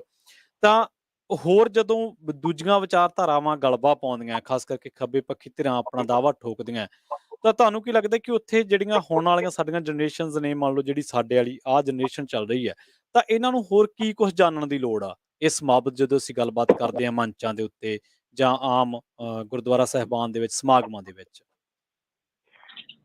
ਪ੍ਰਵੀਨ ਜੀ, ਦਰਅਸਲ ਇਹਦੇ ਬਾਰੇ ਵਿਸਤਾਰ 'ਚ ਤਾਂ ਮੈਂ ਉੱਥੇ ਹੀ ਸੰਗਤਾਂ ਦੇ ਵਿੱਚ ਹੀ ਇਸ ਬਾਰੇ ਜਾਣਕਾਰੀ ਜੋ ਰਿਸਰਚ ਹੈ, ਵਿਸਤਾਰ ਹੈ ਦੇਵਾਂਗਾ। ਪਰ ਜਿਸ ਤਰ੍ਹਾਂ ਤੁਹਾਡੇ ਮਾਧਿਅਮ ਰਾਹੀਂ ਇਸ ਵੇਲੇ ਸਰੋਤੇ ਦੂਰ ਦੁਰਾਡੇ ਸੁਣ ਰਹੇ ਨੇ ਤੇ ਇਹ ਮੀਡੀਆ ਦਾ ਇੱਕ ਮਾਧਿਅਮ ਬੜਾ ਤਕੜਾ ਹੁੰਦਾ ਹੈ, ਕਿਉਂਕਿ ਮੈਂ 20 ਸਾਲ ਦੇ ਕਰੀਬ ਇਹ ਮਾਧਿਅਮ ਦੇ ਰਾਹੀਂ ਆਪਣੇ ਵਿਚਾਰ ਸਾਂਝੇ ਕਰਦਾ ਰਿਹਾ। ਸੋ ਪਹਿਲੀ ਬੇਨਤੀ ਤਾਂ ਮੇਰੀ ਇਹ ਹੈ ਕਿ ਇਹ ਸਾਰੀਆਂ ਗੱਲਾਂ ਦਾ ਜਿਹੜਾ ਤੁਸੀਂ ਮੈਨੂੰ ਸਵਾਲ ਪੁੱਛੇ ਨੇ, ਇਹਨਾਂ ਦਾ ਉੱਤਰ ਜਾਣਨ ਦੇ ਲਈ ਸ਼ਨੀਚਰਵਾਰ ਨੂੰ 4 ਵਜੇ ਜਿਹੜਾ ਇੱਥੇ ਸੈਮੀਨਾਰ 'ਚ ਪਹੁੰਚਿਓ, ਸਾਰਿਆਂ ਤੋਂ ਵਧੀਆ ਗੱਲ ਹੈ। ਦੂਸਰੀ ਗੱਲ ਇਹ ਹੈ ਕਿ ਨੌਜਵਾਨ ਪੀੜ੍ਹੀ ਨੂੰ ਨਾਲ ਲੈ ਕੇ ਪਹੁੰਚਿਓ ਕਿ ਉਹੀ ਸਾਡੀ ਮਸ਼ਾਲ ਨੂੰ ਅੱਗੇ ਜਗਦਾ ਰੱਖਣਗੇ। ਤੀਜਾ ਇਹ ਹੈ ਕਿ ਜਿਹੜੇ ਪ੍ਰਬੰਧਕ ਹੁੰਦੇ ਨੇ ਉਹਨਾਂ ਦੇ ਮੋਢਿਆਂ ਤੇ ਬੜੀ ਜ਼ਿੰਮੇਵਾਰੀ ਹੁੰਦੀ ਹੈ। ਇਹਨਾਂ ਪ੍ਰਬੰਧਕ ਸਾਹਿਬਾਨਾਂ ਨੇ ਜੋ 100 ਸਾਲਾਂ ਦੇ ਮੌਕੇ ਤੇ ਵੀ ਬੜੇ ਯਾਦਗਾਰੀ ਉਪਰਾਲੇ ਕੀਤੇ, ਜਿਨ੍ਹਾਂ ਦੇ ਸਦਕਾ ਯੂਨੀਵਰਸਿਟੀਆਂ ਤੱਕ ਸੁਨੇਹਾ ਪਹੁੰਚਿਆ, ਤੇ ਹੁਣ ਵੀ ਜਿਹੜੇ ਕਰ ਰਹੇ ਨੇ ਉਹ ਵੀ ਬੜੇ ਸ਼ਲਾਘਾਯੋਗ ਨੇ, ਜਿਸ ਦੇ ਵਿੱਚ ਜਿਹੜਾ ਇਸ ਵੇਲੇ ਜਾਣਕਾਰੀ ਦਾ ਭਰਪੂਰ ਖਜ਼ਾਨਾ ਹੈ ਉਹ ਸਾਂਝਾ ਹੋਏਗਾ। ਹੁਣ ਜਿਹੜਾ ਸਵਾਲ ਹੈ ਉਹ ਇੱਕ ਸ਼ਬਦ ਹੈ ਨੈਰੇਟਿਵ, ਬਿਰਤਾਂਤ। ਬਿਲਕੁਲ ਜੀ, ਹੈਗਾ। ਬਿਰਤਾਂਤ ਸਿਰਜਿਆ ਜਾਂਦਾ ਹੈ, ਜਿਹੜਾ ਬਿਰਤਾਂਤ ਸਿਰਜਦਾ ਉਸ ਦੇ ਹਿਸਾਬ ਦੇ ਨਾਲ ਹੀ ਗੱਲਬਾਤ ਚੱਲ ਪੈਂਦੀ ਹੈ। ਇੱਕ ਉਹ ਹੁੰਦਾ ਹੈ ਜਿਹੜਾ ਬੰਦਾ ਸੰਘਰਸ਼ ਦੇ ਵਿੱਚ ਹੈ, ਇੱਕ ਇਹ ਹੈ ਕਿ ਉਹ ਇਤਿਹਾਸ ਲਿਖਣ ਵਾਲੇ ਕਿਸ ਦ੍ਰਿਸ਼ਟੀਕੋਣ ਨੂੰ ਲੈ ਕੇ ਚੱਲਦੇ ਨੇ। ਉੱਤਰੀ ਅਮਰੀਕਾ ਦੀ ਧਰਤੀ ਤੇ 1905-7 ਦੇ ਵਿੱਚ ਸਭ ਤੋਂ ਪਹਿਲਾਂ ਜਿਹੜੇ ਭਾਰਤ ਤੋਂ, ਪੰਜਾਬ ਤੋਂ ਆਉਣੇ ਸ਼ੁਰੂ ਹੋਏ, ਉਹਨਾਂ ਦੀ ਜ਼ਿਆਦਾਤਰ ਗਿਣਤੀ ਸਿੱਖਾਂ ਦੀ ਸੀ। ਉਹਨਾਂ ਦੀ ਆਮਦ ਕੈਨੇਡਾ ਦੇ ਵਿੱਚ ਜਿਸ ਤਰ੍ਹਾਂ ਹੋਈ, ਜਿਸ ਤਰ੍ਹਾਂ ਅਸੀਂ ਕਹਿੰਦੇ ਹਾਂ ਕਿ ਸਰਗਰਮੀ ਸ਼ੁਰੂ ਹੋਈ 1906-7 ਦੇ ਵਿੱਚ, ਇੱਥੇ ਖਾਲਸਾ ਦੀਵਾਨ ਸੁਸਾਇਟੀ ਜਿਹੜੀ ਕਾਇਮ ਹੋਈ। ਖਾਲਸਾ ਦੀਵਾਨ ਸ਼ਬਦ ਦੇ ਬਾਰੇ ਮੈਂ ਦੱਸਦੇ ਹਾਂ ਕਿ 1873 ਦੇ ਵਿੱਚ, ਅੱਜ ਤੋਂ ਪੂਰੇ 150 ਸਾਲ ਪਹਿਲਾਂ, ਸਤੰਬਰ 1873 ਦੇ ਵਿੱਚ ਸਿੰਘ ਸਭਾ ਜਿਹੜਾ ਸੰਸਥਾ ਕਾਇਮ ਹੋਈ ਸੀ। ਸਿੰਘ ਸਭਾ ਲਹਿਰ ਵੀ ਕਿਹਾ ਜਾਂਦਾ ਉਹਨੂੰ, ਠੀਕ ਹੈ ਜੀ। ਸਿੰਘ ਸਭਾ ਲਹਿਰ ਉਸ ਦੀ 150ਵੀਂ ਸ਼ਤਾਬਦੀ ਵੀ ਹੈ। ਮੈਂ ਹੁਣ ਇਹ ਦੱਸਣਾ ਚਾਹਾਂਗਾ ਕਿ ਸਿੰਘ ਸਭਾ ਲਹਿਰ ਦੇ ਵਿੱਚੋਂ ਅੱਗਿਓਂ ਜਿਹੜੇ ਹੋਰ ਸੰਸਥਾਵਾਂ ਕਾਇਮ ਹੋਈਆਂ, ਉਹਨਾਂ ਦੇ ਵਿੱਚੋਂ ਖਾਲਸਾ ਦੀਵਾਨ ਅੰਮ੍ਰਿਤਸਰ, ਖਾਲਸਾ ਦੀਵਾਨ ਲਾਹੌਰ, ਇਹ ਸੰਸਥਾਵਾਂ ਕਾਇਮ ਹੋਈਆਂ ਜਿਨ੍ਹਾਂ ਦਾ ਮਕਸਦ ਸੀ ਸਿੱਖੀ ਦੇ ਵਿਰਸੇ ਨਾਲ ਜੁੜਨਾ। ਉਸ ਵੇਲੇ ਆਰੀਆ ਸਮਾਜ ਸਿੱਖਾਂ ਤੇ ਹਮਲਾ ਕਰ ਰਿਹਾ ਸੀ। ਦਿਆਨੰਦ ਸਰਸਵਤੀ ਨੇ ਸਿੱਖਾਂ ਬਾਰੇ ਬਹੁਤ ਗਲਤ ਲਿਖਿਆ ਸੀ। ਸਵਾਮੀ ਦਿਆਨੰਦ ਨੂੰ ਜਵਾਬ ਦੇਣ ਲਈ ਭਾਈ ਸਾਹਿਬ ਜਿਹੜੇ ਗਿਆਨੀ ਦਿੱਤ ਸਿੰਘ ਜੀ ਸੀ ਉਹਨਾਂ ਨੇ ਉਹਦੇ ਨਾਲ ਸੰਵਾਦ ਰਚਾਏ। ਕਿਤਾਬਾਂ ਅਜੇ ਮੌਜੂਦ ਨੇ, 3 ਵਾਰ ਉਸ ਨੂੰ ਹਰਾਇਆ। ਗਿਆਨੀ ਗੁਰਮੁਖ ਸਿੰਘ ਨੇ ਬੜਾ ਅੱਛਾ ਲਿਖਿਆ। ਤੇ ਫਿਰ ਭਾਈ ਕਾਹਨ ਸਿੰਘ ਨਾਭਾ, ਉਹਨਾਂ ਦੀ ਕਿਤਾਬ ਹੈ ਇਤਿਹਾਸਕ ਦਸਤਾਵੇਜ਼ ਹਮ ਹਿੰਦੂ ਨਹੀਂ, ਜਿਸ ਦੇ ਵਿੱਚ ਉਹਨਾਂ ਨੇ ਸਿੱਖਾਂ ਦੀ ਵਿਲੱਖਣਤਾ ਨੂੰ ਦੱਸਿਆ। ਕਿਸੇ ਧਰਮ ਨੂੰ ਮਾੜਾ ਜਾਂ ਬੁਰਾਈ ਨਹੀਂ ਕੀਤੀ, ਪਰ ਉਹ ਇੱਕ ਐਸੀ ਲਹਿਰ ਸੀ ਜਿਸ ਨੇ ਇਹ ਫੈਸਲਾ ਕੀਤਾ ਕਿ ਕਿਉਂ ਨਾ ਵਿਦੇਸ਼ਾਂ ਦੇ ਵਿੱਚ ਗੁਰਦੁਆਰੇ ਬਣਾਏ ਜਾਣ। ਸੋ ਉਹਦੇ ਅਧੀਨ ਹੀ ਗੁਰਦੁਆਰਾ ਸਾਹਿਬ ਸਭ ਤੋਂ ਪਹਿਲਾਂ ਕੈਨੇਡਾ ਦੇ ਵਿੱਚ ਖਾਲਸਾ ਦੀਵਾਨ ਸੁਸਾਇਟੀ ਵੈਨਕੂਵਰ ਸਥਾਪਿਤ ਹੋਇਆ, 2 ਐਵਨਿਊ ਤੇ। 1907 ਦੀ ਮੈਂ ਗੱਲ ਕਰ ਰਿਹਾ। ਉੱਥੇ ਸੇਵਾ ਕਰਨ ਵਾਲੇ ਭਾਈ ਭਾਗ ਸਿੰਘ ਜੀ ਭਿੱਖੀਵਿੰਡ ਪ੍ਰਧਾਨ ਸਨ, ਗਿਆਨੀ ਬਲਵੰਤ ਸਿੰਘ ਜੀ ਖੁਰਦਪੁਰ, ਇਹ ਸਾਰੇ ਸ਼ਹੀਦ ਹੋਏ ਨੇ ਬਾਅਦ ਦੇ ਵਿੱਚ, ਜਿਹਨਾਂ ਦੀ ਮੈਂ ਗੱਲ ਕਰ ਰਿਹਾ। ਭਾਈ ਮੇਵਾ ਸਿੰਘ ਜੀ ਲੋਪੋਕੀ। ਦਰਅਸਲ ਇਹ ਉਹ ਸ਼ਖਸੀਅਤਾਂ ਸਨ ਜਿਨ੍ਹਾਂ ਨੇ ਬਗਾਵਤ ਦਾ ਮੁੱਢ ਬੰਨਿਆ। ਇਹ ਉਹ ਸ਼ਖਸੀਅਤਾਂ ਸਨ ਜਿਨ੍ਹਾਂ ਨੇ ਨਸਲਵਾਦ ਦੇ ਖਿਲਾਫ ਤੇ ਇੰਡੀਅਨ ਇੰਪੀਰੀਅਲਿਜ਼ਮ ਦੇ ਖਿਲਾਫ ਲੜਾਈ ਲੜੀ। ਸ਼ਬਦ ਗਦਰੀ ਜਿਹੜਾ ਬਾਅਦ ਦੇ ਵਿੱਚ ਗਦਰ ਅਖਬਾਰ ਦੇ ਨਾਲ ਆਉਂਦਾ ਹੈ, ਜਦੋਂ ਗਦਰ ਅਖਬਾਰ 1913 ਦੇ ਵਿੱਚ ਸ਼ੁਰੂ ਹੁੰਦਾ ਹੈ। ਉਸ ਤੋਂ ਪਹਿਲਾਂ ਇਹਨਾਂ ਦੇ ਕੋਲ ਸਪਿਰਿਟ ਕਿਹੜੀ ਹੈ ਜੀ? ਇੱਕੋ ਹੀ ਸਪਿਰਿਟ, ਗੁਰੂ ਗ੍ਰੰਥ ਸਾਹਿਬ। ਇਹੀ ਸਪਿਰਿਟ ਜਿਹੜੀ ਕਿ ਸ਼ਹਾਦਤਾਂ ਦੀ ਸਪਿਰਿਟ ਹੈ, ਇਹੀ ਜਿਹੜੀ ਕਿ ਗੁਰੂ ਸਾਹਿਬਾਨ ਦੇ ਸਮੇਂ, ਉਸ ਤੋਂ ਬਾਅਦ ਸਾਹਿਬਜ਼ਾਦਿਆਂ ਜਿਵੇਂ ਬੰਦਾ ਸਿੰਘ ਬਹਾਦਰ ਜੀ ਦੀ ਜਾਂ ਗੱਲ ਹੋਈ ਹੈ, ਸਾਰੀ ਸਪਿਰਿਟ। ਹੁਣ ਉਹ ਸਾਰੀ ਸਪਿਰਿਟ ਜਿਹੜੀ ਹੈ ਅੱਗੇ ਉੱਤਰੀ ਅਮਰੀਕਾ ਦੇ ਵਿੱਚ ਉਸ ਨੂੰ ਮੋਟੀਵੇਟ ਕਰਦੀ ਹੈ, ਉਤਸ਼ਾਹਿਤ ਕਰਦੀ ਹੈ, ਜਿਹੜੀ ਕਿ ਅਮਰੀਕਾ ਵਾਲੇ ਸਾਈਡ ਤੇ ਜਿੱਥੇ ਆ ਕੇ ਜਿਹੜੇ ਵਸੇ ਨੇ ਉਹਨਾਂ ਨੂੰ ਪ੍ਰੇਰਿਤ ਕਰਦੀ ਹੈ। ਉਹਨਾਂ 'ਚ ਭਾਈ ਜਵਾਲਾ ਸਿੰਘ ਜੀ, ਵਿਸਾਖਾ ਸਿੰਘ ਜੀ, ਸੋਹਣ ਸਿੰਘ ਭਕਨਾ ਜੀ, ਸ਼ਹੀਦ ਕਰਤਾਰ ਸਿੰਘ ਸਰਾਭਾ ਜੀ, ਅਨੇਕਾਂ ਹੋਰ। ਹੁਣ ਦੇਖੋ, ਇਹਨਾਂ ਸਾਰਿਆਂ ਤੋਂ ਪਹਿਲਾਂ ਕੈਨੇਡਾ ਦੇ ਵਿੱਚ ਸਿੱਖ ਸੰਸਥਾ ਕਾਇਮ ਹੋਈ। ਸਿੱਖ ਸੰਸਥਾ ਨੇ ਇਹ ਉਤਸ਼ਾਹ ਪੈਦਾ ਕੀਤਾ। ਫਿਰ ਖਾਲਸਾ ਦੀਵਾਨ ਸੁਸਾਇਟੀ ਇਹ ਸਟਾਕਟਨ ਪੈਦਾ ਹੋਈ। ਠੀਕ ਹੈ, ਇਹ ਸੁਸਾਇਟੀਆਂ ਪਹਿਲਾਂ ਪੈਦਾ ਹੋਈਆਂ। ਹੁਣ ਮੇਰਾ ਸਵਾਲ ਇਹ ਹੈ ਕਿ ਜਿਹੜਾ ਇਤਿਹਾਸ ਨੂੰ, ਜਿਹੜਾ ਤੁਹਾਡਾ ਬੁਨਿਆਦੀ ਸਵਾਲ ਸੀ, ਇਤਿਹਾਸ ਨੂੰ ਇਉਂ ਪੇਸ਼ ਕਰ ਰਹੇ ਨੇ, ਉੱਥੇ ਮੈਂ ਆਉਣਾ। ਮੈਂ ਉਹਨਾਂ ਸਾਰਿਆਂ ਤੋਂ ਤੁਹਾਡੇ ਮੰਚ ਲਈ ਇੱਕ ਸਵਾਲ ਇਸ ਮੰਚ ਤੋਂ ਪੁੱਛਦਾ ਹੈ ਕਿ ਕਦੇ ਹੋਇਆ ਕਿ ਬਾਪੂ ਦੀ ਪਛਾਣ ਪੁੱਤ ਨਾਲ ਹੋਵੇ, ਪੁੱਤ ਦੀ ਪਛਾਣ ਬਾਪ ਨਾਲ ਹੁੰਦੀ ਹੈ?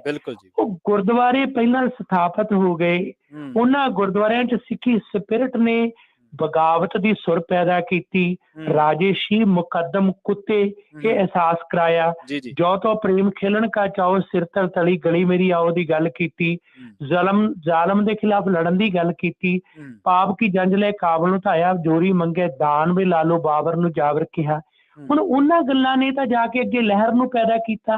ਕਹਿਣਾ ਤਾਂ ਇਹ ਚਾਹੀਦਾ ਸੀ ਕਿ ਜਿਸ ਲਹਿਰ ਦੀਆਂ ਅਸੀਂ ਵਿਸਤਾਰਤ ਗੱਲਾਂ ਕਰਦੇ ਹਾਂ, ਉਹ ਨਾ ਸਿਰਫ ਇਹ ਲਹਿਰ ਹੀ, ਬਲਕਿ ਇਸ ਲਹਿਰ ਦੇ ਮੋਢੀ ਵੀ ਸਿੱਖੀ ਦੇ ਸੂਝਵਾਨ ਕੁਰਬਾਨੀਆਂ ਦੀ ਸ਼ਹਾਦਤਾਂ ਵਾਲੇ ਵਿਅਕਤੀਆਂ ਤੋਂ ਪ੍ਰਭਾਵਿਤ ਹੋ ਕੇ ਚੱਲੇ। ਕਹਿਣਾ ਉਲਟਾ ਸ਼ੁਰੂ ਕਰ ਦਿੱਤਾ। ਉਲਟਾ ਇਹ ਕਿ ਫਲਾਨਾ ਪੱਛਮੀ ਫਲਸਫਾ ਸੀ, ਉਹਨੇ ਪ੍ਰਭਾਵਿਤ ਕੀਤਾ ਜੀ। ਆਹ ਸਿਧਾਂਤ ਨੇ, ਨੋ ਡਾਊਟ ਸਿੱਖ ਦਾ ਦਿਲ ਬੜਾ ਵਿਸ਼ਾਲ ਹੈ। ਅਸੀਂ ਸਾਰੇ ਦੁਨੀਆ ਦੇ ਚੰਗੇ ਸਿਧਾਂਤਾਂ ਨੂੰ ਜੀ ਆਇਆਂ ਆਖਦੇ ਹਾਂ। ਉਹ ਹਰ ਇੱਕ ਦੀ ਸੋਚ ਜਿਹੜੀ ਹੈ ਉਸ ਦਾ ਸਵਾਗਤ ਹੈ। ਪਰ ਅਸੀਂ ਜੇ ਆਪਣੇ ਵਿਰਾਸਤ ਨੂੰ ਭੁੱਲ ਗਏ ਤਾਂ ਅਸੀਂ ਦੁਨੀਆ ਦੀਆਂ ਸੋਚਾਂ ਨੂੰ ਕੀ ਅਪਣਾਵਾਂਗੇ? ਰਸੂਲ ਹਮਜ਼ਾ ਤੋਬ ਦੁਨੀਆ ਦੇ ਇੱਕ ਚੋਟੀ ਦਾ ਵਿਦਵਾਨ ਹੋਇਆ, ਉਹਦੀ ਕਿਤਾਬ ਮੇਰਾ ਦਾਗਿਸਤਾਨ ਸਭ ਤੋਂ ਵੱਧ ਭਾਸ਼ਾਵਾਂ ਦੇ ਵਿੱਚ ਅਨੁਵਾਦਿਤ ਹੋਈ ਹੈ ਤੇ ਪੰਜਾਬੀ ਵਿੱਚ ਵੀ ਹੋਈ ਵੀ ਹੈ। ਉਹ ਆਪਣੀ ਕਿਤਾਬ ਦੇ ਵਿੱਚ ਲਿਖਦਾ ਹੈ ਕਿ ਜੇਕਰ ਤੁਸੀਂ ਬੀਤੇ ਤੇ ਪਿਸਤੌਲ ਨਾਲ ਗੋਲੀ ਚਲਾਓਗੇ ਤਾਂ ਭਵਿੱਖ ਤੁਹਾਨੂੰ ਤੋਪ ਨਾਲ ਫੁੰਡੇਗਾ। ਜੇਕਰ ਤੁਸੀਂ ਆਪਣੀ ਵਿਰਾਸਤ ਨੂੰ ਅੱਖੋਂ ਪਰੋਖੇ ਕਰਕੇ ਬਾਹਰਲੇ ਫਲਸਫਿਆਂ ਦੇ ਗੋਗੇ ਗਾਓਗੇ ਤਾਂ ਇਹ ਇੱਕ ਦੁਨੀਆ ਨੂੰ ਗੁੰਮਰਾਹ ਕਰਨ ਵਾਲੀ ਸੋਚ ਹੈ। ਪਰ ਅਫਸੋਸ ਇਹ ਹੈ। ਮਾਫ ਕਰਨਾ ਡਾਕਟਰ ਸਾਹਿਬ, ਮੈਂ ਤੁਹਾਨੂੰ ਰੋਕ ਲਿਆ ਵਿਚਾਲੇ, ਮਾਫ ਕਰਨਾ। ਕੁਲਜੀਤ ਸਿੰਘ ਜੀ ਨੇ ਸਾਨੂੰ ਕਾਫੀ ਇਸ ਬਾਬਤ ਜਾਣਕਾਰੀਆਂ ਮੁਹੱਈਆ ਕਰਵਾਈਆਂ ਸੀ ਜਦੋਂ ਪੰਜਾਬੀ ਰੇਡੀਓ USA ਤੇ ਡਾਕੂਮੈਂਟਰੀ ਬਣੀ ਸੀ। ਪਰ ਮੈਂ ਇੱਕ ਸਵਾਲ ਇੱਥੇ ਹੋਰ ਤੁਹਾਡੀ ਗੱਲਬਾਤ ਦੇ ਵਿੱਚ ਨਿਕਲਿਆ ਕਿ ਕੀ ਜਿਹੜਾ ਨੈਰੇਟਿਵ ਜਿਹੜੀ ਤੁਸੀਂ ਗੱਲਬਾਤ ਕੀਤੀ ਹੈ, ਕਿ ਇਸ ਨੈਰੇਟਿਵ ਨੂੰ ਸਰਕਾਰੀ ਸ਼ਹਿ ਵੀ ਮਿਲੀ ਵੀ ਸਿੱਖਾਂ ਤੋਂ ਇਤਿਹਾਸ ਇੱਧਰ ਨੂੰ ਕਰ ਲਓ, ਜਾਂ ਉਹਨਾਂ ਦੇ ਜਿਹੜੇ ਹੀਰੋਜ਼ ਨੇ ਜਿਨ੍ਹਾਂ ਤੇ ਉਹਨਾਂ ਨੇ ਕੱਲ੍ਹ ਨੂੰ ਆ ਕੇ ਮਾਣ ਕਰਨਾ, ਸਦੀ ਬਾਅਦ ਅੱਜ ਆਪਾਂ ਉਹਨਾਂ ਨੇ ਗੱਲਾਂ ਕਰਦੇ ਹਾਂ, ਯੁਗਾ ਯੁਗਾਂਤਰਾਂ ਤੱਕ ਹੋਣੀਆਂ ਰਹਿਣਗੀਆਂ, ਆਪਾਂ ਰਹੀਏ ਨਾ ਰਹੀਏ ਪਰ ਇਹ ਸਾਰਾ ਕੁਛ ਰਹਿਣਾ ਹੈ।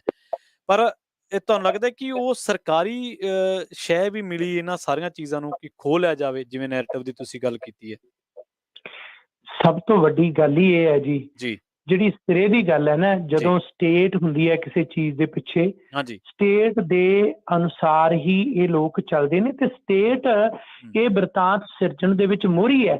ਹੁਣ ਇਸ ਦੀ ਉਦਾਹਰਨ ਮੈਂ ਆਪ ਜੀ ਦੇ ਸਾਹਮਣੇ ਰੱਖਦਾ। ਤੁਸੀਂ ਦੇਖੋ ਕਿ ਪਹਿਲੀ ਗੱਲ ਤਾਂ ਗਦਰੀ ਬਾਬਿਆਂ ਨੂੰ ਬੇਸ਼ੱਕ ਖੱਬੇ ਪੱਖੀ ਜਿਵੇਂ ਮਰਜ਼ੀ ਜ਼ੋਰ ਲਾਈ ਜਾਣ ਕਿ ਇਹ ਜੀ ਸਿੱਖ ਨਹੀਂ ਸੀ, ਗਦਰੀ ਬਾਬੇ ਸਿੱਖ ਨਹੀਂ ਸਨ, ਫਲਾਣਾ ਸੀ, ਉਹ ਸਟੇਟ ਭਾਈ ਅਜੇ ਵੀ ਨਹੀਂ ਮੰਨਦੀ। ਉਹ ਕਹਿੰਦੀ ਨਹੀਂ ਸਿੱਖ ਸਨ ਯਾਰ। ਇਹ ਸਟੇਟ ਸਿੱਖ ਕਹਿ ਕੇ ਉਹਨਾਂ ਨਾਲ ਫਿਰ ਵਿਤਕਰਾ ਕਰ ਰਹੀ ਹੈ। ਇਹ ਜਿਹੜੇ ਲੋਕ ਨੇ ਇਹਨਾਂ ਨੂੰ ਇਸ ਗੱਲ ਦਾ ਅਹਿਸਾਸ ਨਹੀਂ ਕਿ ਭਲਿਓ ਲੋਕੋ ਤੁਸੀਂ ਆਪਣੇ ਚੁੰਗਲ 'ਚ ਲੈ ਕੇ ਜਾਣ ਦੀ ਕੋਸ਼ਿਸ਼ ਕਰ ਰਹੇ। ਸਟੇਟ ਤਾਂ ਫਿਰ ਕਹਿ ਰਹੀ ਹੈ। ਗਦਰੀ ਬਾਬਿਆਂ ਨੂੰ ਅਜੇ ਤੱਕ ਇੰਡੀਆ ਦੇ ਵਿੱਚ ਆਜ਼ਾਦੀ, ਸੁਤੰਤਰਤਾ, ਘੁਲਾਟੀਆਂ ਦੀ ਮਾਨਤਾ ਨਹੀਂ ਮਿਲੀ। ਤੁਸੀਂ ਇਹ ਦੇਖੋ ਕਿ ਗਦਰ ਲਹਿਰ ਦਾ 100 ਸਾਲ ਸੀ, ਕਦੇ ਇੰਡੀਆ ਨੇ ਇਹਨੂੰ ਸਟੇਟ ਲੈਵਲ ਤੇ ਮਨਾਇਆ। ਗਦਰ ਲਹਿਰ ਦੇ ਯੋਧਿਆਂ ਦਾ ਸ਼ਹੀਦੀ ਦਿਨ ਆਉਂਦਾ, ਕਦੇ ਮਨਾਇਆ ਗਿਆ, ਕਦੇ ਉਹਨਾਂ ਯੋਧਿਆਂ ਦੀ ਦੇਣ ਨੂੰ ਯਾਦ ਕੀਤਾ ਗਿਆ, ਕਦੇ ਪਾਰਲੀਮੈਂਟ 'ਚ ਚੇਤੇ ਕੀਤਾ ਗਿਆ। ਮੈਂ ਕੈਨੇਡਾ 'ਚ ਬੈਠਾ, ਕੈਨੇਡਾ 'ਚੋਂ ਜਹਾਜ਼ ਮੋੜਿਆ ਗਿਆ ਸੀ, ਗੁਰੂ ਨਾਨਕ ਜਹਾਜ਼, ਜਿਸ ਨੂੰ ਕਾਮਾਗਾਟਾ ਮਾਰੂ ਕਹਿ ਕੇ ਖੱਬੇ ਪੱਖੀਆਂ ਨੇ ਤੇ ਫਿਰ ਸਟੇਟ ਨੇ ਕੱਲਾ ਕਾਮਾਗਾਟਾ ਮਾਰੂ ਸ਼ਬਦ ਵਰਤਿਆ। ਉਹਦਾ ਨਾਂ ਸੀ ਸ੍ਰੀ ਗੁਰੂ ਨਾਨਕ ਜਹਾਜ਼, ਜੋ ਕਿ ਅਸਲ ਨਾਂ ਸੀ। ਸਟੇਟ ਨੇ ਇਸ ਗੱਲ ਨੂੰ ਜਿਹੜਾ ਜਿਸ ਤਰ੍ਹਾਂ ਬਿਆਨ ਕੀਤਾ, ਪਰ ਕੈਨੇਡਾ ਦੇ ਵਿੱਚ ਪ੍ਰਧਾਨ ਮੰਤਰੀ ਉਸ ਵਧੀਕੀ ਦੇ ਲਈ ਮੁਆਫੀ ਮੰਗਦਾ ਪਾਰਲੀਮੈਂਟ ਦੇ ਵਿੱਚ ਕਿ ਉਹ ਜ਼ਿਆਦਤੀ ਸੀ।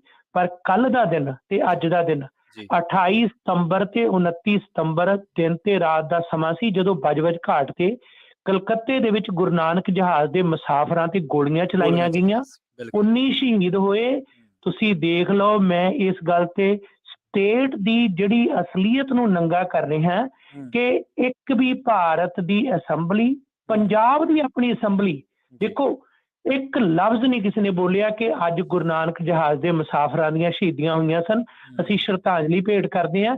ਇੰਡੀਅਨ ਸਟੇਟ ਦੀ ਤਾਂ ਗੱਲ ਹੀ ਛੱਡੋ, ਉਹਨਾਂ ਨੇ ਤਾਂ ਇਸ ਨੂੰ ਬਿਲਕੁਲ ਅੱਖੋਂ ਪਰੋਖੇ ਕਰਨਾ। ਪਰ ਪੰਜਾਬ ਦੀ ਵਿਧਾਨ ਸਭਾ 'ਚ ਹਾਂ ਇੰਨਾ ਜ਼ਰੂਰ ਹੈ ਕਿ ਰੋਟੀਆਂ ਕਿਵੇਂ ਸੇਕਣੀਆਂ। ਸਟੇਟ ਨੂੰ ਅੱਜ ਇੱਕ ਨਾਂ ਬੜਾ ਪ੍ਰਵਾਨ 'ਚ ਚੱਲਿਆ, ਉਹ ਹੈ ਸ਼ਹੀਦ ਭਗਤ ਸਿੰਘ।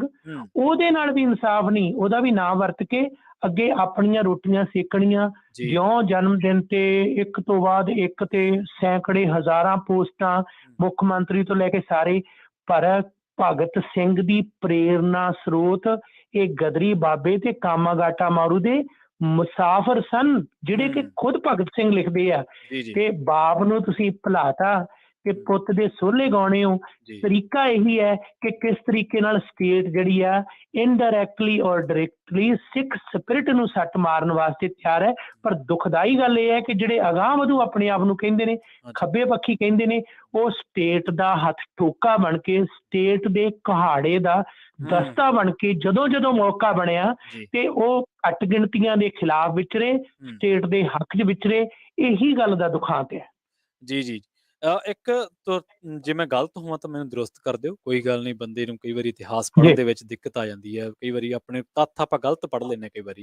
ਬਾਬਾ ਸੋਹਣ ਸਿੰਘ ਭਕਨਾ ਜੀ ਨੇ 1965 ਦੇ ਵਿੱਚ ਡਾਕਟਰ ਸਾਹਿਬ ਇੱਕ ਗੱਲ ਕਹੀ ਸੀ, ਇੱਕ ਸਮਾਗਮ ਦੇ ਵਿੱਚ ਬੋਲ ਰਹੇ ਸਨ। ਉਹਨਾਂ ਨੂੰ ਕਿਹਾ ਗਿਆ ਕਿ ਪੁੱਛਿਆ ਗਿਆ ਕਿ ਬਾਬਾ ਜੀ ਤੁਸੀਂ ਕਾਫੀ ਬਜ਼ੁਰਗ ਹੋ ਗਏ, ਤੁਹਾਡੀ ਢੂਈ ਵੀ ਜਿਹੜੀ ਆ ਉਹ ਹੁਣ ਕੁੱਬ ਕਾਫੀ ਪੈ ਗਿਆ। ਤਾਂ ਉਹਨਾਂ ਨੇ ਇਸ ਗੱਲ ਦਾ ਜਵਾਬ ਦਿੱਤਾ ਸੀ, ਉਹ ਕਹਿੰਦੇ ਕੁੱਬ ਫਰੰਗੀਆਂ ਨੇ ਨਹੀਂ ਪਾਏ, ਇਹ ਕੁੱਬ ਮੇਰੇ ਆਪਣਿਆਂ ਨੇ ਜਿਹੜੇ ਜ਼ੁਲਮ ਕੀਤੇ ਸਾਡੇ ਤੇ ਉਹਨਾਂ ਕਰਕੇ ਪਏ ਆ। ਦਰਅਸਲ ਇਹ ਜਿਹੜੀ ਤੁਸੀਂ ਗੱਲ ਕਹੀ ਹੈ, ਮੈਂ ਮੇਬੀ ਇਸ ਹਫ਼ਤੇ ਤੁਹਾਡੇ ਇੱਥੋਂ ਦੇ ਪ੍ਰਕਾਸ਼ ਤੇ ਅਖਬਾਰ ਹੈ, ਉਹਨਾਂ ਦੇ ਵਿੱਚ ਮੇਰਾ ਲੇਖ ਇਸੇ ਸਮਾਗਮ ਦੇ ਬਾਰੇ, ਗਦਰ ਮੂਵਮੈਂਟ ਬਾਰੇ ਪ੍ਰਕਾਸ਼ ਹੋਏਗਾ। ਉਹਦੇ ਵਿੱਚ ਮੈਂ ਵਿਸਥਾਰ 'ਚ ਵੀ ਦਿੱਤਾ। ਮੈਂ ਟੂਕ ਮਾਤਰ ਕਹਿੰਦਾ, ਜਵਾਹਰ ਲਾਲ ਨਹਿਰੂ ਦੇ ਸਮੇਂ ਬਾਬਾ ਸੋਹਣ ਸਿੰਘ ਭਕਨਾ ਹੋਰਾਂ ਦੀ ਇਹ ਘਟਨਾ ਹੋਈ ਸੀ, ਉਹਨਾਂ ਨੂੰ ਜੇਲ੍ਹ ਜਾਣਾ ਪਿਆ ਸੀ। ਗਦਰ ਪਾਰਟੀ ਦੇ ਪਹਿਲੇ ਪ੍ਰਧਾਨ ਜੇਲ੍ਹ ਜਾਣਾ ਪਿਆ, ਬਹੁਤ ਜ਼ਿਆਦਾ ਖਫਾ ਸਨ। ਉਹਨਾਂ ਨੇ, ਜੇ ਹੁਣ ਲਾਲਾ ਲਾਜਪਤ ਰਾਏ ਦੀ ਗੱਲ ਕਰਾਂ, ਮੈਂ ਹੁਣ ਜ਼ਿਕਰ ਕਰਨਾ ਹੀ ਪਏਗਾ ਕਿਉਂਕਿ ਅਸੀਂ ਹੁਣ ਨਿਰਪੱਖ ਹੋ ਕੇ ਗੱਲ ਕਰ ਰਹੇ ਹਾਂ। ਬਾਬਾ ਸੋਹਣ ਸਿੰਘ ਭਕਨਾ ਦੀ ਮੇਰੀ ਰਾਮ ਕਹਾਣੀ ਕਿਤਾਬ ਪੜ੍ਹ ਲਿਓ। ਉਹਦੇ ਵਿੱਚ ਉਹਨਾਂ ਨੇ ਲਿਖਿਆ ਕਿ ਕੀ ਕੀ ਕੀਤਾ ਗਦਰੀਆਂ ਦੇ ਪੈਸੇ ਜਦੋਂ ਅਮਰੀਕਾ ਤੋਂ ਗਏ ਤਾਂ ਉਸ ਵਿਅਕਤੀ ਨੇ ਕਿਸ ਤਰੀਕੇ ਨਾਲ ਹਿੰਦੂ ਮਹਾਸਭਾ ਦੇ ਵਾਸਤੇ ਵਰਤ ਕੇ ਤੇ ਕਿਵੇਂ ਸਿੱਖਾਂ ਦੇ ਹੀ ਅਲੱਗ ਉਹਨਾਂ ਦੇ ਵਿਰੋਧ ਦੇ ਵਿੱਚ ਭੁਗਤਿਆ ਤੇ ਕਿਸ ਢੰਗ ਦੇ ਨਾਲ ਭਾਈ ਬਲਵੰਤ ਸਿੰਘ ਜੀ ਖੁਰਦਪੁਰ ਉੱਥੇ ਗਏ ਤੇ ਉਹਨਾਂ ਦਾ ਵਿਰੋਧ ਕੀਤਾ। ਪਰ ਅੱਜ ਉਹ ਪੰਜਾਬ ਕੇਸਰੀ ਹੈ।